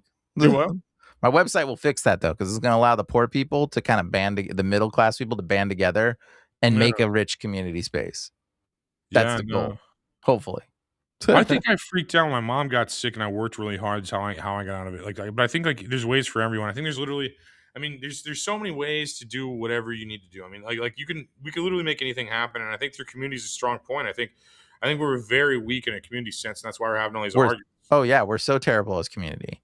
That's the biggest problem. Like right now, it's like you meet another person and they're a liberal or a Democrat or a Republican or a Trump supporter, and you're like, "Don't talk to me. You're evil. You're the devil." And it's like, dude, shut up. Like they're people. They have an opinion. Have a conversation with their opinion. Just because they have a differing opinion doesn't mean that they're an evil person. Okay, like communicate. You make monsters when you declare them that as such. You're creating the monster by shunning them. Eventually, it's like what is that Eminem says? I am whatever I say I am, right? Whatever you say I am, that thing. Like, bro, that's what you're doing. You're like, these Trump supporters are mindless, blah, blah, blah, blah. Well, you're turning them into that by condemning them. You realize that, right? Like, you're not supposed to do that. You're supposed to love people when you disagree with them. You have to be like, hey, look, why do you believe what you believe? Like, hey, like, Democrat, you're not crazy. Why do you believe what you believe? You believe it because there's something in your heart that thinks that this is right. And that's why you believe the ways that you believe. You think those are wrong. But the only way you can come to a better conclusion is if we have a discussion in love. But people don't want to talk in love. They want to hate each other. They want to be all attacking each other for all this nonsense. I agree, man. It's ugly, man. That's super ugly and sad. Like, no, I mean, I see that's what all these Epstein files are for, is to make more war, to make people hate each other. I'll have people call me on my phone yelling at me.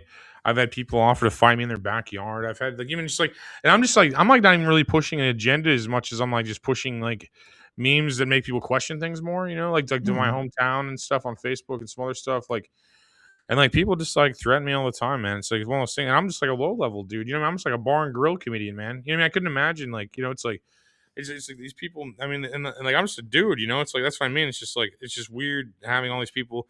And like, I could fall into it at times too. I mean, I've yelled at people about politics. I'm not acting like I haven't, but it's like, I not lately, because I like see through it and I'm just like, man, both sides are dumb. Everybody's retarded. We need to get along because, oh my God, we're wasting so much time.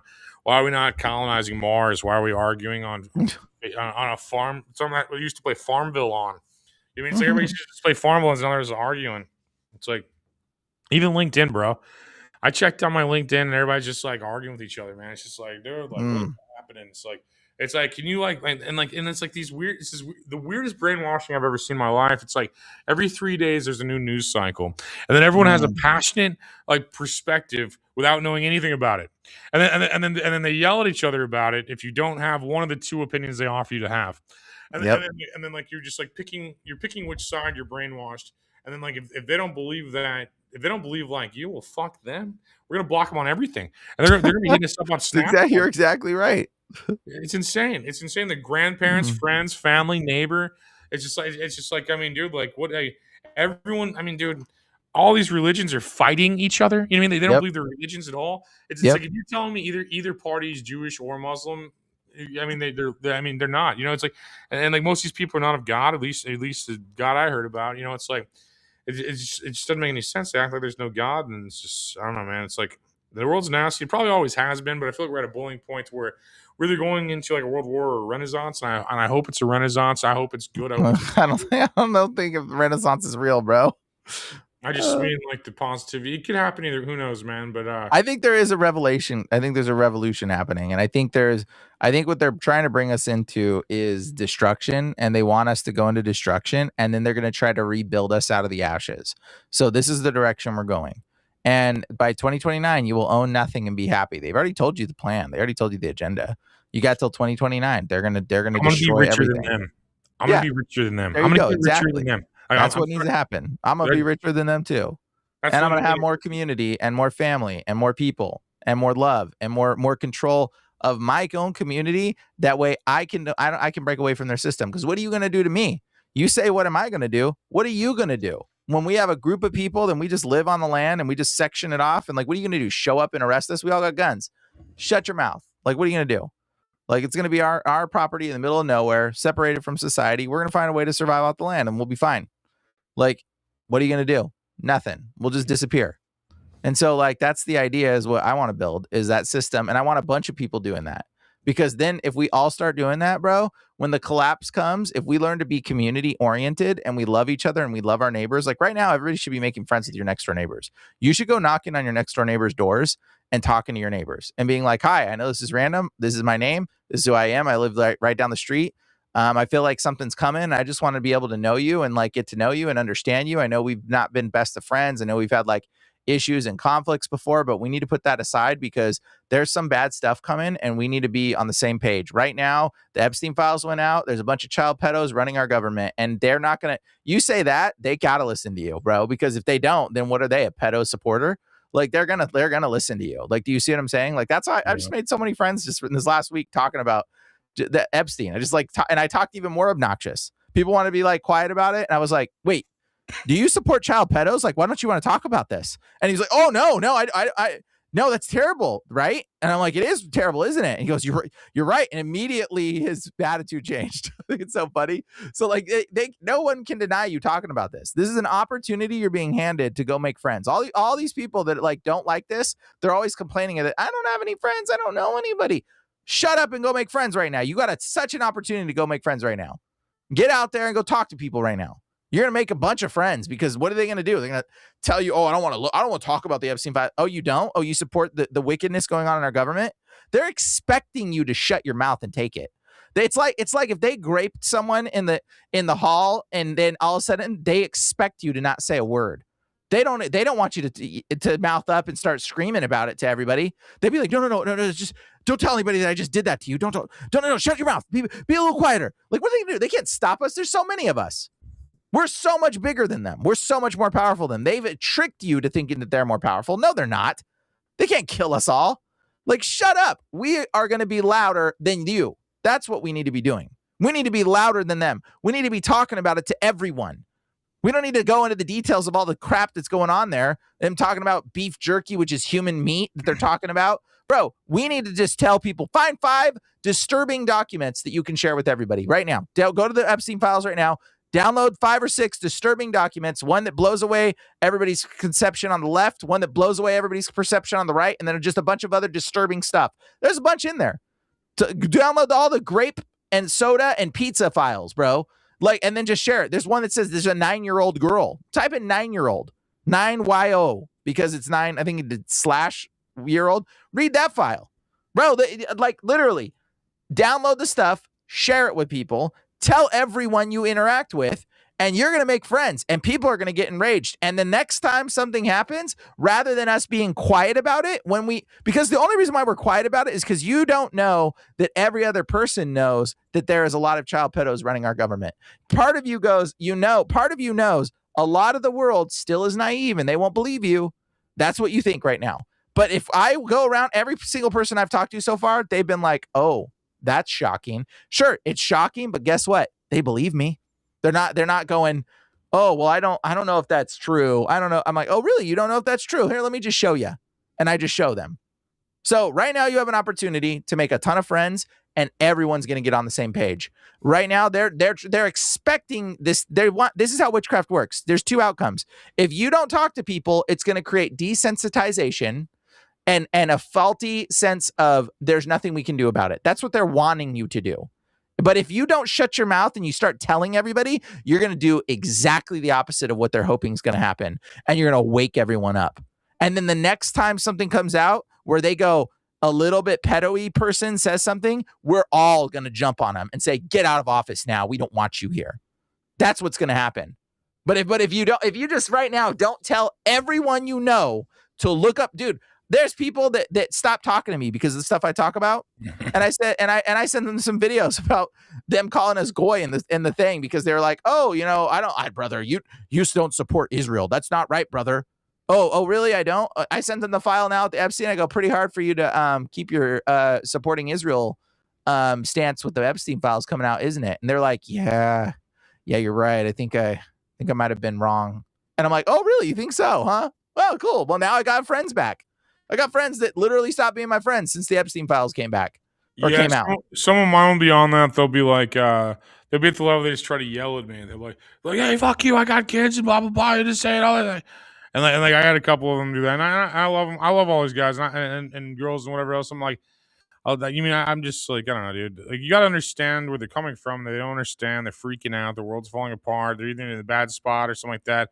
They're in a bad mood, or even as simple as they're hungry or tired. Because I've yelled at people because I'm fucking hungry or tired. You know what I mean? It's not always about you and always great. I feel like with myself. So like, I have to separate myself from a lot of things like that because we're like, I mean, you probably more so because you'll go your entire thing is these controversial takes, or like I like dabble in it more or less, I guess. Or we have the same kind of responses probably with people. I'm saying, and more importantly, I mean, we got to figure out a safe resolution out of this without falling into the Civil War trap or the World War III trap. We need to basically find a solution that's like peace based. Basically, I mean, for the people that are normal and like love America and like the country and their neighbor and stuff. And we need to bring that back too, because like I mean, like when you talk to your neighbor, you gotta fucking hug these people, man. Like you gotta know you gotta know everybody, man. Like you gotta love everybody as God, as Christ did when he came to earth, or God, he came to earth. I mean, that's the test really is what you're supposed to do. And like what I try to remind myself, like, I mean, I don't always do it, and I'm trying my best to do it. I'm a failed human, but flawed human rather. But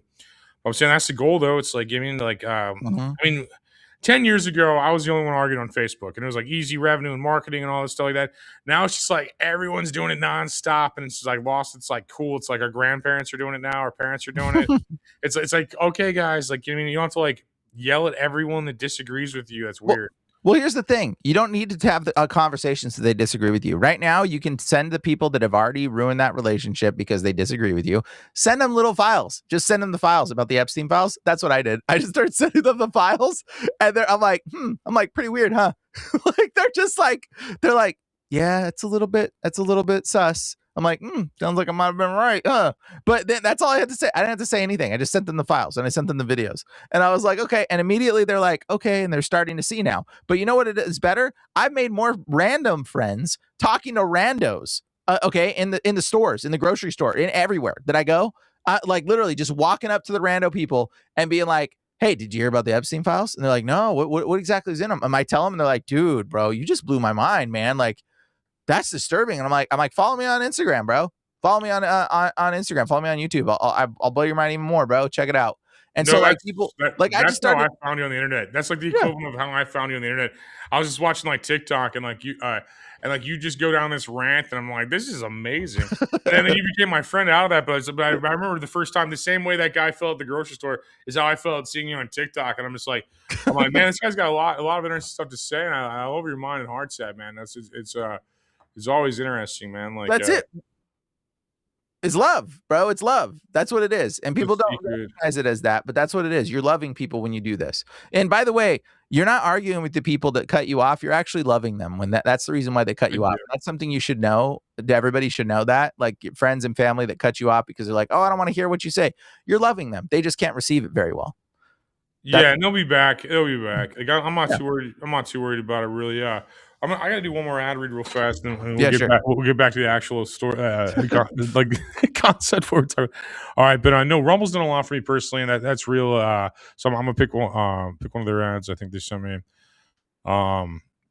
Okay, this is Rumble Wallet. This is basically, well, I'll read it. But they can cancel your accounts, they can freeze your cards, decide what you're allowed to say, buy, or support. Big banks and financial institutions have total control, and they use it. That's why financial independence matters now more than ever. Introducing Rumble Wallet, a wallet built for real freedom. With Rumble Wallet, you can control your money, not a bank, not a government, not a tech company. Buy digital assets like Tether, Tether Gold, and Bitcoin in one secure place. No permission, no middleman, no cancel button. And when you want to support the creators you actually believe in, you could use Rumble Wallet apps, directly tip them. That's where I come in, guys. Securely, instantly, and without interference. This is called a credit line they can shut off. All right, this isn't a credit line that they can shut off. This is your wallet permanently. Yours to protect your future. Yours to protect your family's future. And when the system fails, or if the system, I'd rather say if the system fails, if institutions turn on their own people, financial sovereignty is the difference between security and vulnerability. Rumble Wallet isn't about politics. It's about freedom, ownership, and protecting what's yours. So take control today. Download Rumble Wallet now and step away from big banks for good. True ownership, true protection, and true financial freedom. And I actually that was an ad read they gave me, but I actually personally have this also. I don't know if that matters to anyone, but I'm just I do use it, and I am trying to figure it out also. No, we got a lot of good comments. Obella in the comments saying, "God bless you both." Like, God bless you as well. I mean, we're all people of God, you know. I agree. Some people are happy just having their heads in the sand. No, it's true for sure. They want the ignorance is bliss, but the reality is, right now, your family won't listen to you very well. Like, a lot of times, people close to you may not listen to you very well. But I'm gonna tell you what, random people in the store will. I'm gonna tell you right now, they're because they don't know you. And so, like, and if you're like, oh, are you a child pedo supporter? Because why is what I'm saying not shocking you and disturbing you to the point where you should listen to what I have to say? Because immediately they're gonna be like, oh, no, yeah, what do you have to say? Like, they're not gonna balk at you. You know, so like your family may reject you. Fine. Don't worry about them. Go make other friends. I literally just made I made a friend just yesterday. I was in the freaking grocery store. Like, literally just made a friend just yesterday. So like, bro, you have so much opportunity to make friends. Cool people, meet them, Make friends. Like, dude, and like communicate, share the information, go down conversations. We need community more than ever right now, more than ever. We're so community deprived. That's how they're able to get away with this bull crap, guys. It's because we don't talk to one another. It's because we're not friends with our neighbors. That's how they're able to do this crap. So use this opportunity as an excuse to make friends with everybody. That's what, revolutions, when there's like injustices going on, that's how revolutions are formed. People band together because they equally know everything is evil and disturbing, and I'm not okay with this. And they equally have a mutual respect for each other. Right now, the world has a mutual respect for each other right now in these Epstein files. The fact that DOJ determined that none of this was like substantial enough to like investigate further. Are you freaking kidding me? What? About your community thing too, I agree with that a lot. And like, and I'm not trying to sound like an infomercial, but like personally, if you were in St. Louis, we're building a collective like business people, artists, lawyers, realtors, like just a bunch of like, farmers. Anyone has everyone has real value, but anyone has real value to a community sense. Basically, is what I'm trying to say. Like, and I think we're already kind of building that, and it's like a high rise downtown. It's basically like a resort club. I think the community thing is very, and if that's not for you, find your own version of that. Like that's my version of it, and I'm building it currently. But I think Bryan is too. He's saying on his website and stuff. So I think like that's important, and like we're just natural leaders, so we're just gonna like be like, here, we're putting out what I'm doing. But I think like other natural leaders watching probably, and other people that are interested. If not, But I'm just saying like there's even being a natural leader, you need those within communities also. But I'm just saying like people just need to talk and love each other and just kind of come to an understanding and not just focus on like what we don't agree with, but like what we what we have in common, maybe, or just like maybe riff each other a little lighter than our sacred things we're constantly playing upon that don't really have day-to-day relevance. It's like obviously I'm against abortion, but I'm not gonna like yell at somebody forever. It's just like crazy. It's like you have your strong sense of values, but like know when to use them. Know when to think about them and stuff, and just don't be erratic and crazy. Just like the world needs healing, and if the world sucks, we suck. If our country sucks, it's America. It's us. Like we. If our team's down, it's us. We're responsible for fixing the world. We're responsible for saving the world. Like all of us. Like I plead this. I'm not even still talking to a stranger. I hear you. I don't want to incite fear, hopelessness. I guess the spirit will lead. I'm not afraid, but I don't want to lead anyone into hopelessness. You're not leading them into hopelessness by telling them the truth. What you're doing is you're actually opening their mind to the reality of the world that we live in. Okay. And it's not a bad thing. So don't be afraid about that. Like you can say, hey, look, we need to tell everyone. The answer is talk about it, guys. It's not hopelessness is when you sit there and go, what do we do about it? I can't do anything. Sure, you might feel hopeless. The answer isn't to sit there and do nothing. The answer is to tell everyone to talk about it and then tell them to tell everyone to talk about it. Because if all of us talk about it, eventually it's going to get to the homes of the politicians and all their daughters and their wives and whatever, and their husbands are going to be like, oh, why did you just vote to support Israel? Like, are you a child pedo supporter? And then their husbands are going to turn on them and the wives are going to be like, and their whole life's going to fall apart. That's what's going to happen. We need to get to the point where it's so normalized where everyone knows about it, to the point where there is a social pressure that if you support Israel, you look like a pedophile. That's what we need to get to that point. I think that's happening with Bill Gates right now. Oh, absolutely. Like, it's great. We're slowly seeing that because like when Melinda Gates left him, I was like, this is real. Yeah. And then like I was like, whoa. And then I kind of knew before, but like that was a huge marker. And then now she publicly spoke out, just saying like that's why she left him, is that because she was honest about it. I knew it, but she was honest about it. She was, I left Bill because of his relationship with Jeffrey Epstein, and I didn't like it. He was asked about it on a local news source. He's still trying to lie his way out of it right now. But it's like, Bill Gates is such a hack, man. He's such a hack, dude. It's like, oh, you take a picture next to a computer so you look smart. It's just boring. It's dumb. It's just boring. Like only idiots fell for that in the 90s. We're all just like, dude, like he poisoned India, like he poisoned all these other countries. He's banned from India basically because he uses vaccine as like to kill people as a global depopulation tactic. Terrible. And like, he tried to do it on us too. He probably succeeded with some people because I had a lot of young friends die like that were vaccinated, but like a lot of my friends in their 30s and stuff died. I grew up with and went to school with and stuff. So it's like they probably took a lot of those people out with that too, and I firmly believe that. It's like. No, I think the population control is all it's really about. They're like be gay, dress in drag, don't reproduce, no matter what, they just don't reproduce. There's nothing wrong with these things. I mean, unless you're, unless you're trying to get into heaven or something. But there's, I'm just like, well, it's a perversion of the natural order of God, and that's what they're trying to do. They're trying to pervert the natural order that God created you. Mostly that, and everyone has their own. Everyone has their own temptations. I'd be the fool to act like I didn't have. We're all sinners trying to repent, and trying to find the right way. Regardless, the judge's sin's ridiculous. Yeah, but we don't need to be judging people one another for all that stuff. Like that's irrelevant to even have that conversation. Like, bro, it don't matter. Like, what matters is like if you want to live your life this way, whatever. But what matters is the people in control right now are freaking pedos. Yeah, they're way more fucked up. Eating and killing children and facilitating it and kidnapping it. I don't give a crap if you are gay. I don't give a crap if you are bi. I don't give a crap what you are. You're my friend if you are against whatever that is. Like, I don't even care at this point. Like, no one does. Wake up. I don't care. I'm a Christian. Yes, I don't support some of those ideologies you got. I don't care. But I know that you can recognize that that's evil. So we're on the same level, bro. Yeah, we're just part of the system. You're being taken advantage of, and you've been brainwashed to believe a narrative, regardless, by them. They're the ones that sold that whole trans ideology bullcrap on all of us. They're the ones that did it to everyone. I fell for the work on your career, don't have kids propaganda, man. I mean, yeah, bro, I fell for it too. No, I see it, and I'm like, man, I definitely fell for that. Yep. And it's like we've all fell for it. It doesn't matter at what extent you fell for it. You fell for some aspect of it, and you're a slave. So stop caring, the slaves. Stop fighting, Goyim. Stop fighting each other. It's not a left versus right. It's an up versus down battle. They're the ones that are above us, making all the decisions, manipulating us, keeping us in the gutter by keeping us fighting each other. It's called divide and conquer. It's been known for years. They've been doing it to us. So stop fighting each other. Who cares if your friend's trans or gay or whatever, or Christian or not? It doesn't matter. Nobody cares. Truth rules out. If the Christian truth is real, guess what? It's going to glow through you. I don't need to even preach to people.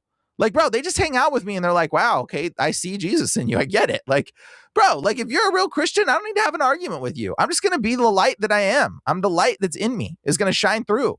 And you're going to feel convicted just hanging out with me. It don't matter what we do. I don't need to say nothing. I don't need to condemn you. Keep your life. Bro, I'm just going to speak love into your life and you're going to go, wow, that's what Jesus meant. Yeah, that's what Jesus meant, bro. And I'm sorry that the world and the church perverted that image of it for you. But like, I'm not here to argue. I'm here to love. That's it. That's what we're supposed to be doing. Anyways. Yeah, in the comments, people ask, why is everything about sex and perversion? Is it because they gain power through these sex, perverse, debacle, ritual acts and whatnot? Yeah, they do. Absolutely, they do. They gain power because here's the thing. I'll explain something to you right now. When a little boy gets molested, okay, what happens? He gets his power stripped from him. And so what happens to the little boy that gets molested? A lot of the little boys, not all of them, a lot of little boys end up becoming gay. They get molested. Okay. Not all of them. And you know why they become gay? Here's the important understand of why they become gay. They become gay because they're trying to get back the power that was taken from them. Okay. They're trying to get back the power that was stripped from them when they were little. And so that's why they end up becoming gay, or they end up becoming politicians. Okay. Men that have been molested or raped always become gay or politicians. All your politicians are gay or both, but they're secretly gay because they start looking to get back the power that was taken. And so if they naturally fund towards positions of power, and that's why all the people in power are gay, because they're seeking control of power. And then they become attracted to secrecy, guys. And so a lot of gay people, you're not gay because you think you're gay because like you like men. No, you're gay because you're attracted to secrecy because your power's been taken from you. You were probably bullied as a child or made fun of or mocked, or you were molested. Okay. And your power was taken from you as a man and you couldn't compete. And so you found other ways to gain power. That's why you think dogs like hump other dogs. It's a dominating power experience. So you end up becoming gay because you're attracted to secrecy and power. That's why people become gay. And that's why the fantasy of every gay man is to convert a straight man gay. Because why? Why would that be your fantasy? The fantasy is because that is a will of exerting domination over the strongest male image you can find. To convert a manly man into being a gay man is like every gay guy's fantasy, because it's an exertion saying I'm even stronger than the strong man that bullied me when I was a child, that molested me when I was a kid. Like that's what the fantasy comes from. You're not attracted to men. You're attracted to secrecy and perversion. You can make yourself attracted to anything. I know. I was polyamorous for 7 years, bro. I thought I would never, ever, ever break out of my mindset where I was only attracted to 2 girls. That was the only thing that I was attracted to my whole life. Or for not my whole life, but for 7 years of my life. And that was it. That was all I thought was attractive.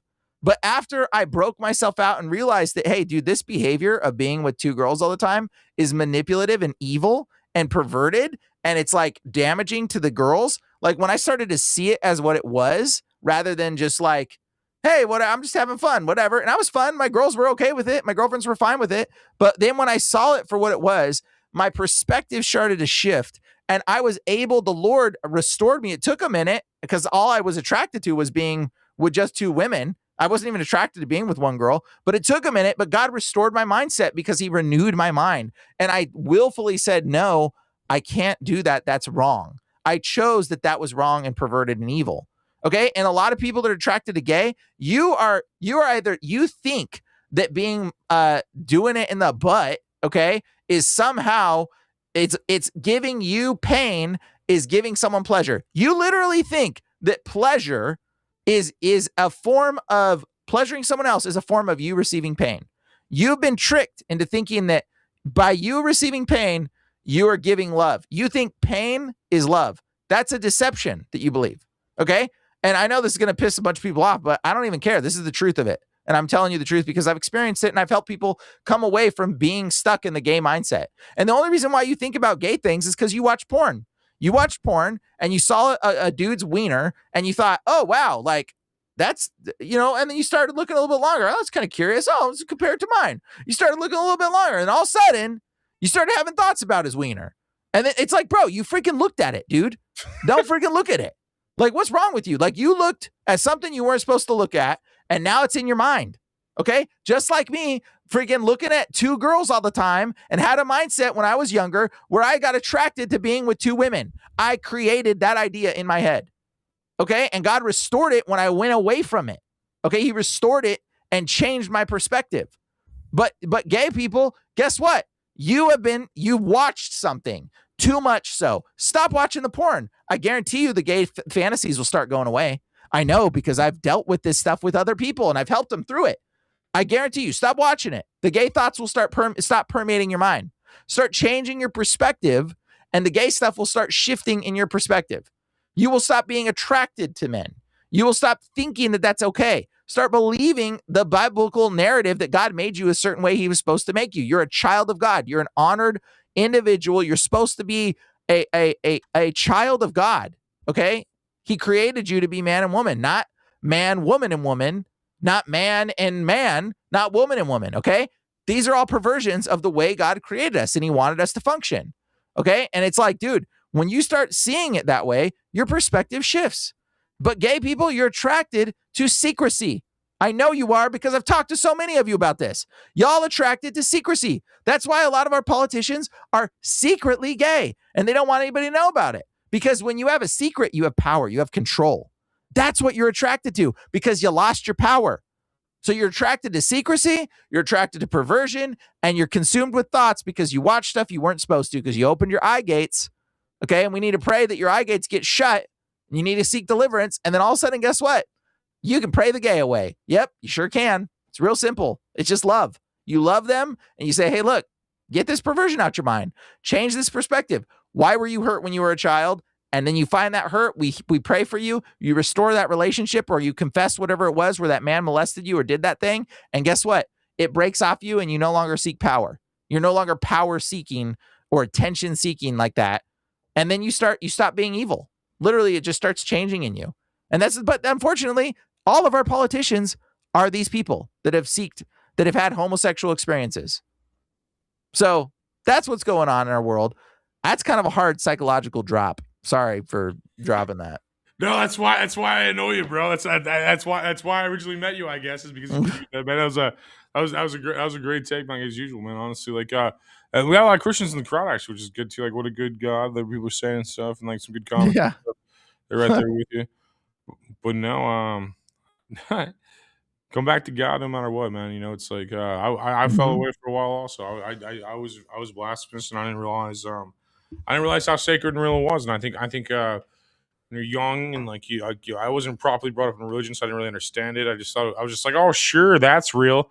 You know what I mean? I'm just like, and then I'm just like, oh man. Then one day, just like I don't know, man. I think a lot of people, I guess, have a similar story to mine, where you feel like you're almost like draft picked by Jesus. Like he just like comes Yeah. to you and he's just like Like, okay. he's like, what are you doing, man? I felt like he cared more where my heart was than anything else, and I was like a prankster that would do like slightly evil things just to laugh and entertain people and stuff. And I think that like I changed a lot the day that I feel like I saw Jesus come to me. I feel like I changed a lot, and I think a lot of people have those experiences also. And like and like if you don't, it sounds like Harry Potter. I understand that too, because I used to be there. You know, I used to I can see, I've seen both sides, you know. And like I listen to gospel music when I wake up, and I try to I try to be chill and stuff. I'm a businessman, so I'm always like kind of yelling at people and kind of babysitting people, and I'm trying to get away from being so mean. Like, I have like this, like, you know, I have like I don't know how to describe it, but like in business you have to have this like meanness to you to like kind of just to just move forward, I think, faster. And I'm trying to calculate that better, and that's more or less where I'm at sin wise. I'm kind of embarrassed to have a lack of control over my anger is how I feel, as if you feel like That's a fool. okay, bro. What? Well, yeah, I mean, you just gotta be get back accountable. up. You just got to be accountable and fix it. You know, that's like more or less it. That's what it's about your Yeah. heart, bro. You have a good heart. Your heart is not like the one that wants to distort or control. You don't seek power. You're not seeking that pride or that sense of like trying to control the situation. And that's why like that's where the evil stews. By the way, Dirty Dan, if you figured that out, you should make a video and just share the video, bro. Start making videos online. Even if you AI control your voice and change it if you don't want to be identified. What does that mean? Dumb that down for me, Brian. What does that mean? I pulled the comment up. He looked through a file in Jeffrey Epstein's file, and he found their blacked out names, Jane Doe and Jane Doe 1 and 2 are blacked out, and so he went through and kind of figured out a way to deduce who they probably could be. A lot of people are doing this right now, so like you should be making videos. Like he connected some dots apparently, so yeah, do it and connect the dots. I don't know which file that one is, what it talks about in that file, but I mean, like make a video, talk about it, or just say who it is here in the chat, and you know, maybe people will look into it more. Like, but that's cool if you're figuring things out and deducing it. Like, break down the deduction reasoning of how you figured it out and share it. The video can go viral. It will help everyone. It's going to help everybody. The more we explain, the more we expose, the more we talk, the better it's going to be for all of us. So yeah, definitely share some stuff. And so yeah, we'll support you. Sorry guys, sorry I went on this like total like rant. Didn't mean to get all too politically gay talk motivated. No, I honestly enjoyed it, man. I think people are allowed to have all their opinions. I mean, I legitimately enjoy your speeches, no matter what they're on, man. To be honest, like, yeah, you got a certain charisma and information to you, man. It's always entertaining. Like, well, I don't want to ostracize you and get you in trouble or something because we are on YouTube. I'm not worried about trouble, man. Like. Dude, look, the view dropped, so I started doing the gay rant. It jumped down. Did you see that? Yeah, we lost Twitch, is what it looked like. I was wondering about that. Like, it says 1 instead of we had like 100 there. We have 77 now, and we had probably 400. I wonder if we lost it because I said something. Is this because I said something? I was going back and forth between because it's 2 hours and people go to sleep, or if it's something else. Because you're in California time, and most of my viewers are probably East Coast and Midwest. You know what I mean? Yeah. So I was wondering if it was a time thing. It's basically 11:42 p.m. on the East Coast. All my friends work and watch us in the mornings. Well, that's what I was assuming, but I don't know. It's either the Illuminati hates you, or my friends have jobs, or a mixture of both. It's a mixture of both, I'd imagine. But I mean, Rumble's going strong though. I mean, we're now the highest on Rumble. Rumble was the lowest. Well, not the lowest because we had 0 on. Kick doesn't transfer to show us the real views, and then we have like Twitter was low all night, but we had a decent on Facebook, Twitch. YouTube never popped for some reason, but Rumble did too. So we had Rumble, Twitch, and Facebook pop. Does this app Rumble Studio is it work really well? I personally prefer Rumble because of their free speech aspect. Kick tried to make me a partner, and I'm Kick's if you want to talk to kids, you got to be on there. So I'm not knocking, but it's like Rumble has done the most for me. Has met up with me in several meetings. Has listened to me. I brought people to Rumble. No, but the platform, the stream thing, is that cool? I did the whole thing. I love. I Does was it just cost going to the money? backstory as a guy that gets no. It's free. Well, I get Rumble Premium, so I don't have ads, Oh, okay. but you could get the app for free. So basically, Rumble needs guys like you, honestly, to where like I think it went too far on just politics, which I enjoy politics too. Don't get me wrong, but it's really political or video game driven, which I'll do video games sometimes too. But I feel like it needs more. It's so close, and it has like 3 or 4 hit shows. It has like Timcast. It has Dan Bongino, which he basically sets records every time he streams, and then it's got Russell Brand is a big show on here. Like so, there's basically like I'm like a tier behind all those guys probably like Rumble and stuff, but basically. I feel like as far as like view wise, I feel like that Rumble is they just introduced shorts, so it's like basically like there's so much growth to happen here, and I would really love the guys at Rumble to win this whole thing. Like 'cause I love their freedom of speech aspect. I'm not even Republican anymore or any party really anymore, which is maybe controversial to say to my on Rumble or something even, but I I'm feel the like same. yeah, I feel like I just think a lot, and like I like Rumble because they let me say what I want. Like I was a partner on Kick for literally a week before they banned me from being partner. So it's just like it's just like or blocked me or dropped me or whatever terminology. Like they literally asked me to be a partner and then dropped me within a week. Yeah, it's just that's how my luck tends to be. Like the only time I've talked to YouTube is when I'm submitting appeals for my footage to go back up. Rumble hits me up and just like has good conversations with me, comes up with marketing strategies. They always tell me they're sending me a Rumble hat, but I never got the hat yet. So Nick, if you're watching, you owe me a hat still. But no, outside of that, they're the only ones to answer me. If I send emails, I will email the CEO. He hasn't answered me yet, but I will email the Rumble CEO still and be like, let me talk to Andrew Tate because like he was doing an Andrew Tate boxing match and stuff. So it's like I don't know. I like them, and Kick's very supportive too. YouTube pays the most, but I don't like it. I don't like it. I like it the least, but it pays the most. And then like Twitch, I don't understand Twitch yet. So it's like I have something going on there, but I don't really understand it.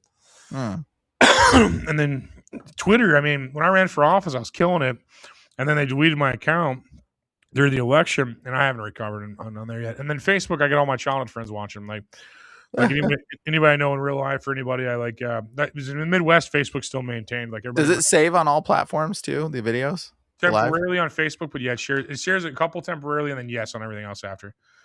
Like Rumble, and YouTube it stays forever, but then most things are temporary. Like a couple. YouTube, weeks. YouTube it stays, and Rumble, yeah. So YouTube stays, and Rumble and Facebook. Yeah, Facebook stays the longest, but it'll go away after like a year or something. Oh, really? Yeah, some limitation it told me, but yeah, no YouTube. YouTube and Rumble is forever. So far, yes, and no, I like them a lot. YouTube, to be honest with you, YouTube pays me the most. Like I'll make the most money off shorts and stuff. I pretty much my entire lifestyle is funded by YouTube Shorts right now. So it's like, not literally, but like a lot though. But I'm like across these platforms, and you probably are finding the same thing. You kind of just nickel and dime across platforms. You're like, some will pay you a couple $100, some will pay a couple $1,000. It depends on what's going on, and like it's a real. If this existed when I was 16 years old, I'd be a millionaire already. Right? Like if I had the free time I did when I was a kid, to just do this, and I didn't have to like take care of my wife and everything else I own. Like I don't have to like to maintain everything now. It's like, dude, I just would have played Fortnite 24/7, dude. I just would have stayed up probably, not doing cocaine and playing Fortnite for fucking hours, man. I just would have crushed to that stuff. It's like the amount of opportunity you have being a young person today is insane, and I am jealous. Like like oh my god, if you could just open like right now, I'm blessed to be able to take advantage of it though. Still, like the 39, I'm blessed to be able to take advantage of it. I'm blessed to be far enough to afford the equipment I'm using. Like some of it was donated. Like my first investor, I guess, who actually the things you see other. Well, I guess my laptop I bought, but no, it's this was like a first investor. The camera was a first investor, and Bruce he was a first investor on the podcast. But nice. But no, it's just like you found out you do the same thing. It's like you could do whatever you want, whenever you want, all the time. And I like your message the most because yours is like get rid of the demons and come to God. And I think that's very important for people to. I mean, if I was to generalize, I think it's very important for people to come to that. And like, I don't really know what mine is. Mine's just like find people like you. I'm good. I'm good at finding like the best professionals at something. I feel like I'm like a Henry Ford or something, like where I'm like a guy who just like I know the best of everything. I feel like, you know what I mean. I just like I've had a podcast so long. I know like just huge personalities that always kill, and you're one of them, man. It's like and it's just, you know what I mean. It's just like Thanks, bro. like, The Lord is not me. do what? It's all God. I'm just talking. No, I know, but I still appreciate you as a person. Too, you know, I definitely appreciate God more, but than anybody else on earth, you know. But I think like you bring a lot to the table, and you got a lot of backlog. So if you're watching this and like, I mean, what is it like? It's 10:49 my time. If you're bored after this podcast, I mean, go through Demon Erasers on like on his social media and just like go down these rabbit holes he takes you down. I mean, it's really good, and that's how I originally met Bryan. I was just like, this is just fantastic. Like I loved his entertainment value, and he has I believe a movie called Angels and Demons too. Is that a series? Or Ancient Angels, yeah. Ancient Angels. My bad. .com. Okay. Yeah, yep. So there's more movies. I'm gonna release another movie on there too very soon, but not yet. But yeah, complete legend. I mean, this guy. You look at his social media. He's been on some of the biggest podcasts in the world, and like I appreciate you taking time to be here, man. Like I know, probably. Bro, always, man. Okay. That was I back in the day. appreciate you, bro. I've known you for years now at this point, which is weird to think about. I've probably known you for a couple of years now, probably since I guess like what 2021 or 2 or somewhere in there. Yeah, I guess it's been that while, man. That's weird, right? Like I've known you for that. Yeah. That's crazy. It's awesome.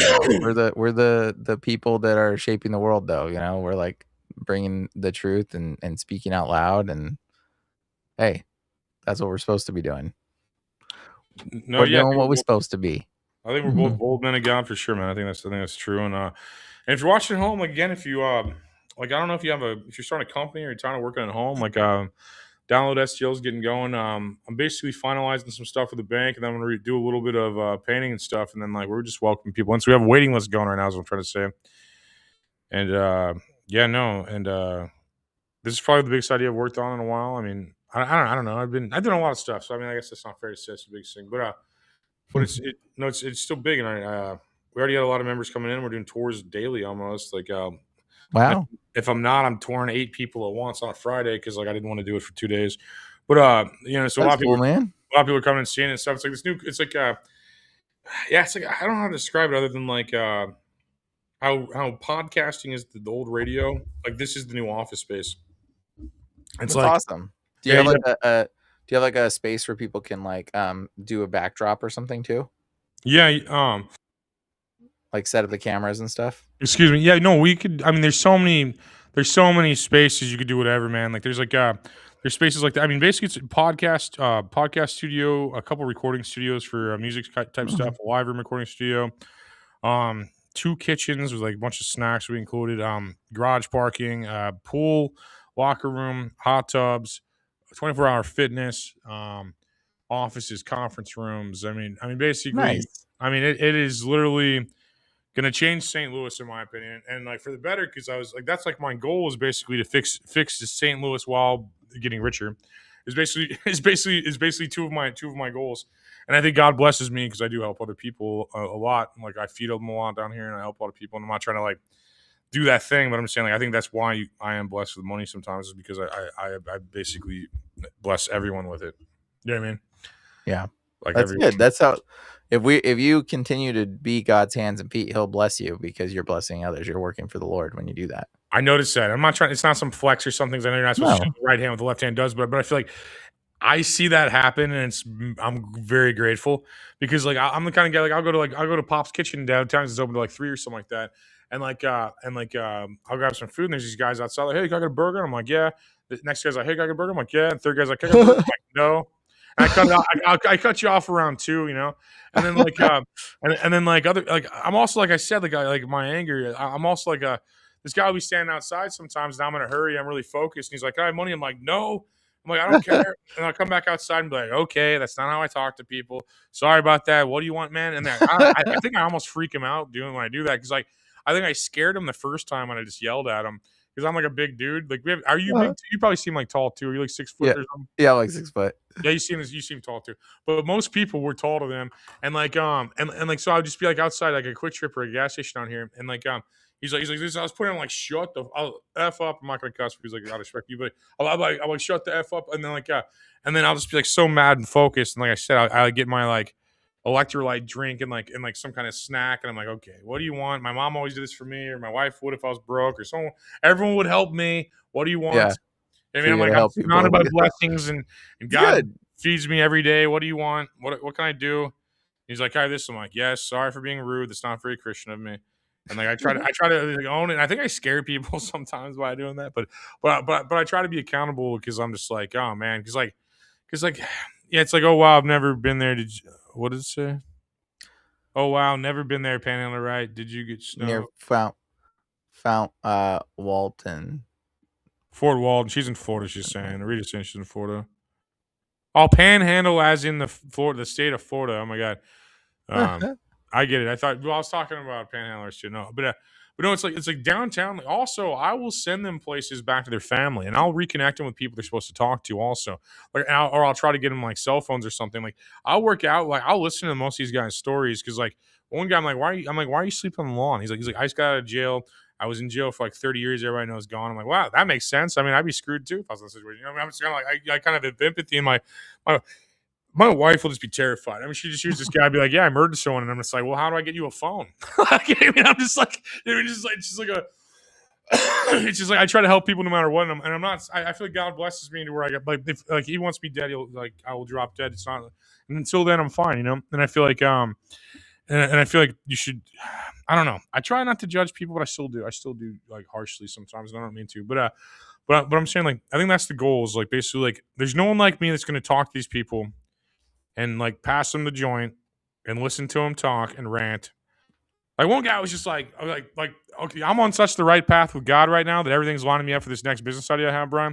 But this guy came up to me and he's like, yeah, business, man. Oh, yeah, we know. I told him all that stuff. Like, he basically said a bunch of stuff that didn't make any sense at all, but brought up like business, CEO, and wealth and abundance. And I'm just radiating that so that like he's just hearing it on frequency in his brain. You know, you can just tell like I'm just radiating it. Like I'm in a tower that I call my castle, and I try to never leave. And basically, I'm just like getting all the best minds of everyone here too.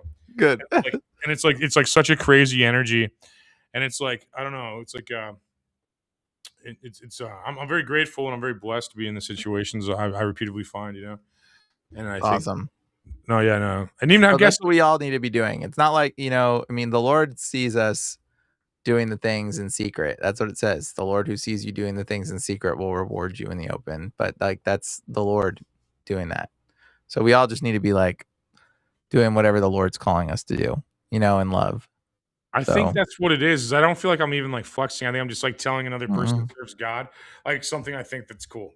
Like, I mean, it's just like, that's like how I feel talking to you. Like, I'm like, we both just serve God. That's just like a cool thing. Like, isn't the winning team fun? You know what I mean? Yeah. Just like, that's how I feel, you know? It's like, yeah, I think on the other side of the ice storm. Yeah. Most of Florida doesn't get snow. Yeah. In the comments. Like, I'm in Florida a lot. I do a lot of shows out there. You ever been to Florida? Yeah. I've been there like twice now, I think. Damn, you travel a lot too. LA people travel a lot. I noticed that. Most Missouri people don't travel that much. Even though my friends literally traveling right now. But I mean, like, it seems like less people. Like, LA people travel more. It seems like my LA friends travel more. We got to. There's all kinds of stuff, and Florida's got a cool place. There's a lot of cool things. Eventually, I think I want to set up my community space somewhere in Florida, probably because it's pretty cool there. You'd do well in Florida. You'd do well in Florida, I think. It's a fun spot, man. I love the wildness of it because, like, I like the Lake of the Ozarks, like because the drinking culture, and then I like Florida similarly as well, like that. Like, I like drinking tequila in Florida, and like the people are wild, you know. I'm not as wild as they are, but I like just like drinking, like hanging out. I like pools. I like getting drunk in pools, you know. But it's I know you, like, obviously you've told me like why that's dumb, but like drinking's dumb. But I'm just saying, like, I'm just being honest. I still enjoy it. Hey, do whatever you do, bro. Yeah, I still want to, like, I don't know. I always told my parents too. I was always like, yeah, I just went and got stoned with my friend. I always had to like tell people, you know, so I'm not just lying. Well, I think lying's insincere, and I think like people are better than that. But no, I enjoy the ridiculousness of life too. Like, I was in Venice a few years ago. It was my first experience. I love homelessness. Yeah, I know California has a level of homelessness that like I can't comprehend a solution for. Like downtown, there's like 3 guys. I'm like, all right, man, get a job, and they're like, okay. like California, it's like I don't know what they're just camping out like it's a festival. Yeah, It's like homeless it's fest. insane here. Yeah, no, I don't know what to do. And they're all God's people. We just gotta wake them back up and be like, hey, I'm sorry your parents yelled at you and like didn't believe in your dreams, but can you stop doing fentanyl? It's just like if you just walked around saying that a bunch, you probably solved the problem. You're just, you know what I mean? You're just like, hey, like your parents, I don't know, your parents are looking for you, Josh, or Dave or Mary or whatever. They're looking for you and they love you. And like, the drugs don't love you, go home. Yeah. You know, like, if you're listening to this podcast and you're homeless in California right now, the drugs don't love you, go home. Well, you need a community. That's the only reason why they're on drugs is because they don't have community. Well, a lot of people's parents don't realize how mean they are to kids. And I had a lot of friends that dealt with that too. And my parents are kind of mean too. And I love them. I'm not knocking them, but I'm just saying, well, nobody knows what they're going through either. Like, I don't know their struggles and they don't know mine. You know, I think that's the difference with people. Like, I think most of those people, if you had good parents or something, you'd be fine. Like, someone just said what? Someone just goes on Twitch. I'd plow women with 3 boobs. So gross. Perfect setup. I don't even know what that means, but that's hilarious to me. I don't know why that's funny to me. It's like, we're talking about saving the homeless, and he's like, I'd plow girls with 3 boobs. I'm like, sounds like the president's on it. We have Donald Trump on Twitch like right now. Like, We got someone on the Twitch at least saying something. Yeah, at least you're on Twitch, man. Whatever you said, I don't know what you said, but it made me laugh. I'm glad you're watching because it validates my own personal narcissism. And thank you. So thank you, under hindering. Well, bro, I think I'm gonna take off, man. I gotta go. Yeah, this was an endurance test. Yeah. Almost 3 hours. We've been going for almost 2.5 hours. No, that's good, bro. Well, I appreciate you, man. You have a good night, man. Bro, I appreciate you so much. Everybody that's watching, I'll just pray for everybody. Lord God, I just pray for everybody right now, Father. I ask that you go before them and give them boldness to speak on the things that need to be spoken of. Lord, I ask that you bless them in their efforts to reach out and bless them with community and more friends and connections as they talk to random strangers, Lord, and give them the boldness to talk to people about these Epstein files and wake people up, Lord. Go before them and wake people up. I don't care who you are. I don't care where you're from. I ask that the Lord go before you in this effort to expose evil and to wake others up in unity and bring people into unity and love and bless them with friends and community and connections, Lord. We need more connection in our life more than anything, Father. So I ask that you bless them and guide them and give them the encouragement and boldness. In the name of Jesus, amen. Amen. Bryan. It's my prayer. That's it for everybody. Appreciate it. Like, Bryan said no, but I'll stay 5 minutes or so after Bryan does. If you guys have any questions or anything, want to hang on? Bryan, throw out demonerasers.com. Anything else big for you? Yeah, just demonerasers.com. Follow me on YouTube, and I'll announce our new community website here next week. And Demon Racers, and you guys can plug in and jump on to all kinds of stuff that's will expose all kinds of evil stuff and a lot about the Nephilim. And ancientangels.com. You can go there and see my movie. Bam, no, you're a complete legend, bro. Appreciate you stopping by and going backwards in your career again. Appreciate you, bro. Thank you, man. God bless you. Talk to you later, man. Okay, bye. And then if you're watching at home, thank you. It's like 11 p.m. my time, so it's like 12 Eastern. So I appreciate so many people staying up later. And if you listen to this later, I appreciate it too. If you guys have any questions in the comments, I'll address anything that we didn't talk about before. And I love you all in the comments too. Appreciate it. I know Bella and Bryan are great. They're great guests. Ancient Angels is good. I did like that. But no, I know Bella was on not so long ago too. Like, she's always good. Like, she's probably one of my favorite guests, honestly. I'm in the middle of like switching offices right now. So this is like my in between spot right now because I just moved from it's like an old bank that had like really cool energy to I'm in like the 5th largest building in Missouri now, and that's where we're starting my co-working space. And I'm gonna show people something like that. If you're watching, so like 62 people watching live that didn't go to sleep on us because no, it's an endurance test doing these podcasts on weekdays. Everybody's so busy doing stuff. I'm trying to think what can I show you guys that's public on my company? So my company's called Download. It's like a co-working space. If you're not familiar with that, it's like we're visiting the workspace. I mean, no one wants to work in an office anymore. No one wants to raise their hand to go to the bathroom type vibe. So we're starting we're trying to create like this like summer camp aspect to going to work. And like what this really solves is like people that work at home more than anything, because or like in one offices, because like most office space probably they don't have a pool like this view. I mean, this view is crazy. So in the office, oh man, that's so small. Hang on, how do I get that? I don't know, maybe like it's over my face now, but this pool is crazy, right? Like, I mean, this is like, so it's up in the sky. Let me pull up some more amenities, like a workspace, because like I haven't personally seen a workspace that has any of these abilities really. Like, let me show you the website for the easiest way. So,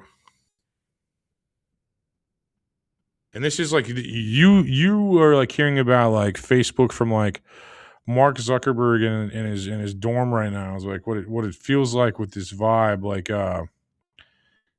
because this is going to be a huge company, and it already kind of is. But okay, so you own an office in the sky. That's what you click here. Basically, you go to one office in the sky. That's the building. Let me make sure you're seeing this on my screen. Okay, you are.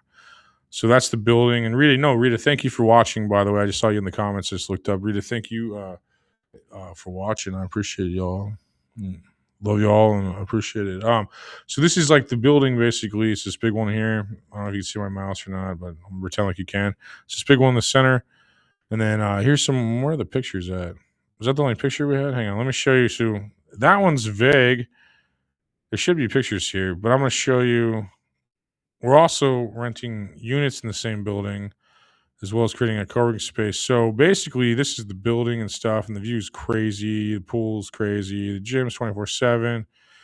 All this stuff. So basically, we're re-envisioning the workspace in the aspect of like we want to create a place you actually want to go. I mean, my mom would tell me so many times how she dreaded going to work. When she worked for a corporation, she just dreaded going to the place. You know, that I just dreaded going to the place you're working. I mean, we have email jobs and stuff. And we're all just doing, working on a laptop, working remote, basically. So, I mean, these are kind of views you have here. And yeah, I know we're dual apartments too, but if you want to move into a tower, I mean, there's basically utilities are covered. I mean, so we're building a community of people that are just like have something going on, creative, interesting people, good people. We're building our own community here, basically. I mean, these views are just next level. I mean, you have private security, you have all this stuff. It's, love this building. So if you are looking for office space or, a place to live, I mean, really, and like you want to be in a giant tower that I call a castle, you should come hang and move in also. Be cool. That is awesome. Thanks. No, I appreciate that. Yeah, no, trying to build this thing. I mean, this is going to be a big company. I've never. If I would go to if I didn't create this, I would go here and work basically. And no, Bella, thank you for. God bless you too. Thank you for the blessings of God. Like, no, God is God. God, I mean, gave me this idea. I mean, to be real. It's not just like you can't. It's hard to take responsibility for an idea this big. Castle living before we get to our mansion in heaven for sure. And that's all on God. I have no control over the judgment or anything like that. I'm just a guy trying to live in the awe of God and how amazing he is and how much he's blessed me. I have to be completely honest.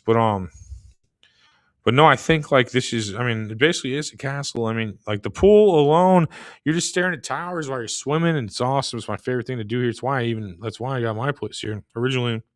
And then, so this is interesting. So to me anyway, how I found out about this idea, or rather how I found out about this place was me and one of the late night security guys, his name's Shelby. If he's watching, what up, Shelby? I don't know if you're watching or not, but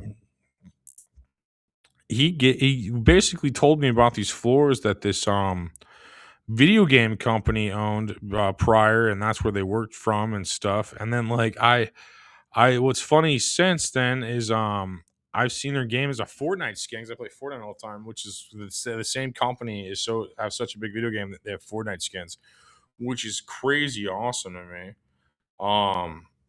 And like but yeah, no, the best, but okay, so those are the amenities, and that's like what's cool, obviously. Like as if you're looking for a place and stuff of your own, or a space just to. I mean, some people just get apartments here just for a season, or some people get offices here and then have offices other places. But the best aspect is actually no, and God bless you, Rita. I appreciate that, and like Labella Anime. How do I say your name? Excuse me. I don't want to say it wrong, but let me understand. I love everything. The community mindset, unity in Christ, so powerful, joy filled.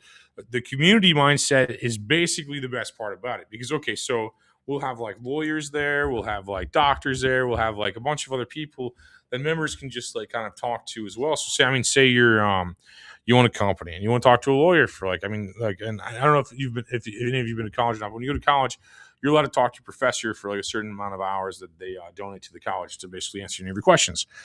So you meet up with your professors and stuff, and during those times, and you ask good questions. That's basically what we're setting up here with like professionals, also like hopefully doctors, judges, lawyers, a bunch of stuff like that. So and these memberships are very limited. I mean, right now, this is before I've opened, so this is like me being very casual. But I mean, our waiting list is we already have a lot of people on the waiting list, and we're going to respond. If you have sent us a message, we will respond to those soon. We haven't responded to a single person yet, but we will soon respond to people on the waiting list. We're basically to the point where we're going to tell people where it's at. We're this close to getting that all going, but I'm showing you ahead of time to get you on the waiting list because pretty soon there won't be any room. But because we can only give out like 400 memberships, and I mean there's 63 people watching right now, and then there's like tens of thousands of people that watch this episode after probably. So it's like this is something we're trying to do and build something and like just build something big, like it's already in the tower. And come hang, basically is what I'm saying. And you're welcome in St. Louis, and it's very affordable. I'll make it very affordable for you to move here if you'd like to move here, and I'd make it very affordable if you have an office here or work here or both or whatever you need. I love St. Louis, and it's it's a great town. I love the history of it. I'm from here, so I could go I can go anywhere. I can go to Austin right now. I can go to New York City right now. I can go to LA right now. I can just live in these places, or Florida. I could live anywhere right now. And I could just, I could just literally take over with just having a podcast and comedy. I could not take over. I could collaborate and work with anyone, to be more accurate with words. I could basically collaborate with anybody and work anywhere. And I'm trying to build this year. And I think that's what's going to be great about this. It's going to be like a once in a lifetime and a once in a place type thing. Like you can't rebuild this anywhere. Nowhere else has the arch or the kind of like people that are here and that are coming here.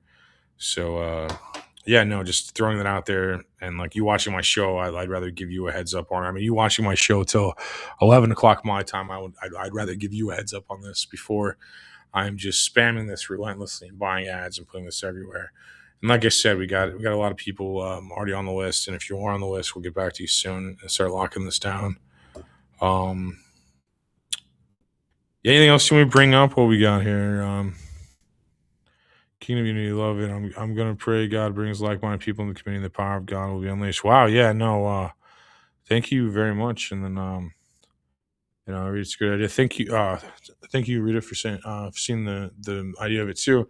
And like I said, like this is like it's not just amenities. It's definitely community also. I mean, and this is the size bedrooms they have available or rooms they have. They have up to 3 bedrooms. I have a studio because I'm cheap, and like I'm just like this is America. Give me the cheapest one possible, and that's what I did because I am cheap and I got a studio. But I love it. I absolutely love my studio. It's got a great view. But they have penthouses, even like the studios to penthouses, typical stuff.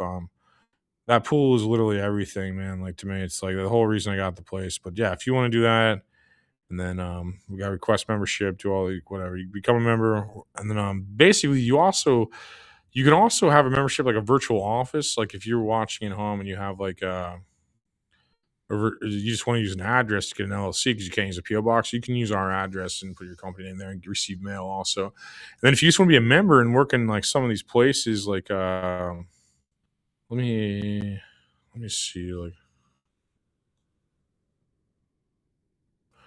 if you want to work in some of these places, like I'll show you the views of. I mean, these offices are just like, in my opinion, just pretty cool. And this will be like a co-working space. We'll put a bunch of couches and desks and stuff in there. This is a conference room, obviously, as you can tell by there.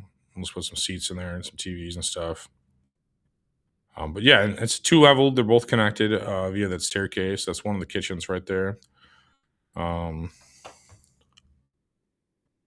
yeah, no, it's down. That's one of them. What else we got here for you? This will probably be my office. This is where the podcast will be shot from pretty soon after we close on details and all this. But yeah, no, it says private offices, dedicated desk, co-working, virtual office solutions, music studios, free gym, and heated rooftop pool. Yeah, no, that's the best part about it, in my opinion, is all the amenities and the community aspect of it. That's going to be my office. It's not furnished yet, obviously, but it will be furnished soon. Here's another mutual spot, I think. I don't think I showed that one. But obviously, this is going to be like more decked out with desks and couches and stuff.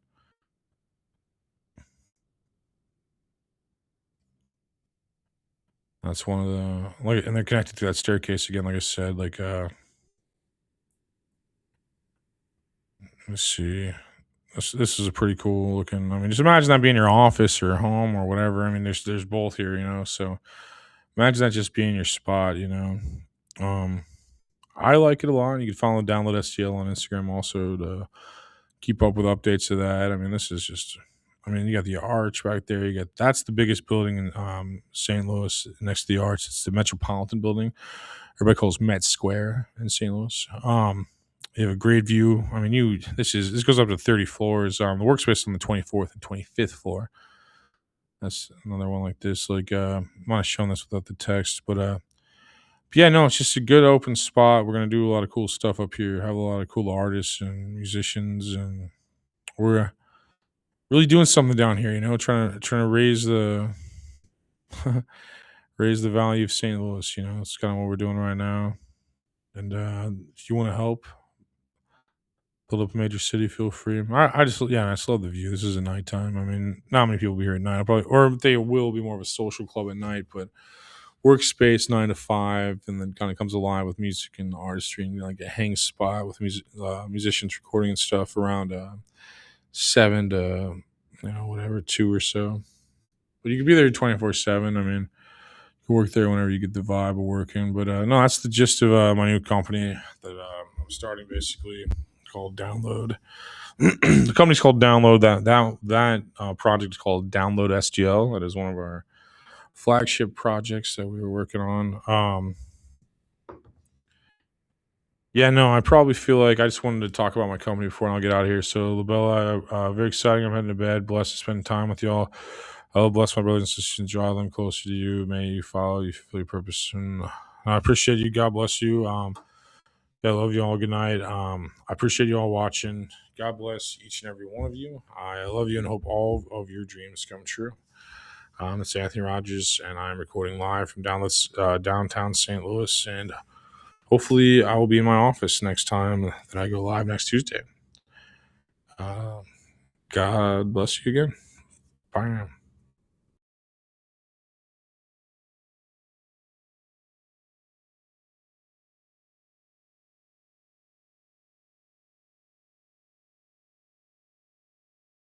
I love corporate slop bowls. They fuel my body and soul, so I can be a productive worker. The faster I eat my slop, the sooner I can go back to my email job. It tastes like optimization, my favorite flavor. Imagine if private equity was a restaurant, or if you could make AI-generated food. When I eat my slop, I become one with the algorithm that created us. For only $18, I never have to think about what to cook for lunch, because my corporate slop mommy makes it for me. It's healthier than fast food after all, and fully customizable. I love having all these choices. Your little local spot can't do that. No, I prefer authentic, fast casual. It is my duty to support Big Slop.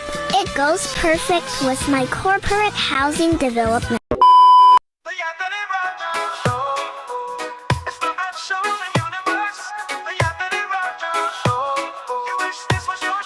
But it's not, it's the Anthony Rogers Show. Tell all of your friends to watch the Anthony Rogers Show. The Anthony Rogers Show. It's the best show in the universe. The Anthony Rogers Show.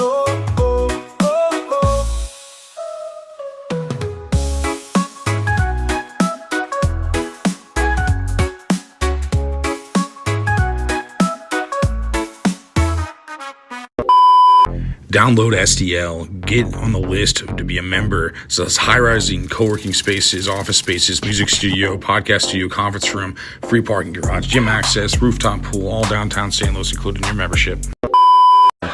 Dispensary weed is grown by dudes in lab coats who've never been outside, and this guy thinks sunlight is a setting. At Smart Sticky Farm, we grow organically grown weed, raised in real soil under the natural sun. Not that rushed, lab-lit dispensary garbage.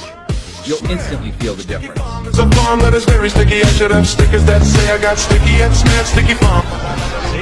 Even aliens won't touch dispensary weed. Ha! Smart Sticky Farm. Organic, sun-grown, universally preferred. Stickers that say I got sticky and Smart Sticky Farm, but I haven't ordered any yet. 2025 we started late June, and it was probably the most perfect time to out in the dirt where the real ones stand. Sun-grown fire from Smart Sticky Farm. Hands in the soil done right, not scammed. Every single bud from Smart Sticky Farm. Smart Sticky Farm. Smart Sticky Farm. If it's light and sticky, it's Smart Sticky Farm. No shortcuts taken, just growing the land. Good weed only. Smart Sticky Farm. Light it, pass it, tell your fam if they ask where it's from. Smart Sticky Farm. I tried Smart Sticky Farm's Giggles, and it was the best weed I have ever had. I would rather be homeless than not have giggles in my life. Smart Sticky Farm, oh, Smart Sticky Farm, grown outside. See the money. Buying new shirt design.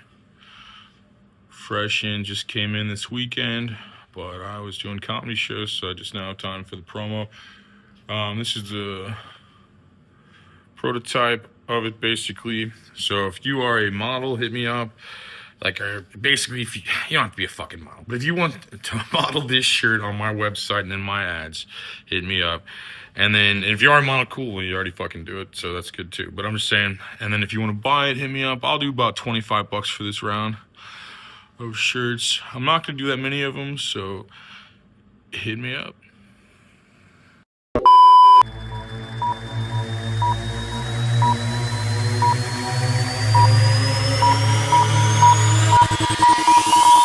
You know about rolling down in the deep. When your brain goes numb, you can call them into freeze. When these people talk too much with the shit in slow motion, yeah, I feel like an astronaut in the ocean. What you know about rolling down in the deep?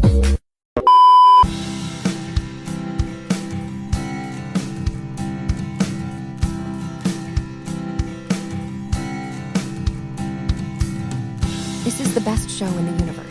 The Anthony Rogers Show. Recorded live in downtown St. Louis. Do you even know where that is, you fucking idiot? Everyone else's show is most likely ran by someone that has a picture with Jeffrey Epstein and Ghislaine Maxwell. Remember when we found out that all the famous people, royals, politicians, etc. are just satanic pedophiles? Then we just did nothing about it and moved on with life. I think it was some Israeli blackmail scheme. Oh, well. Anyway, like I was saying, here's the Anthony Rogers Show. The best show in the universe.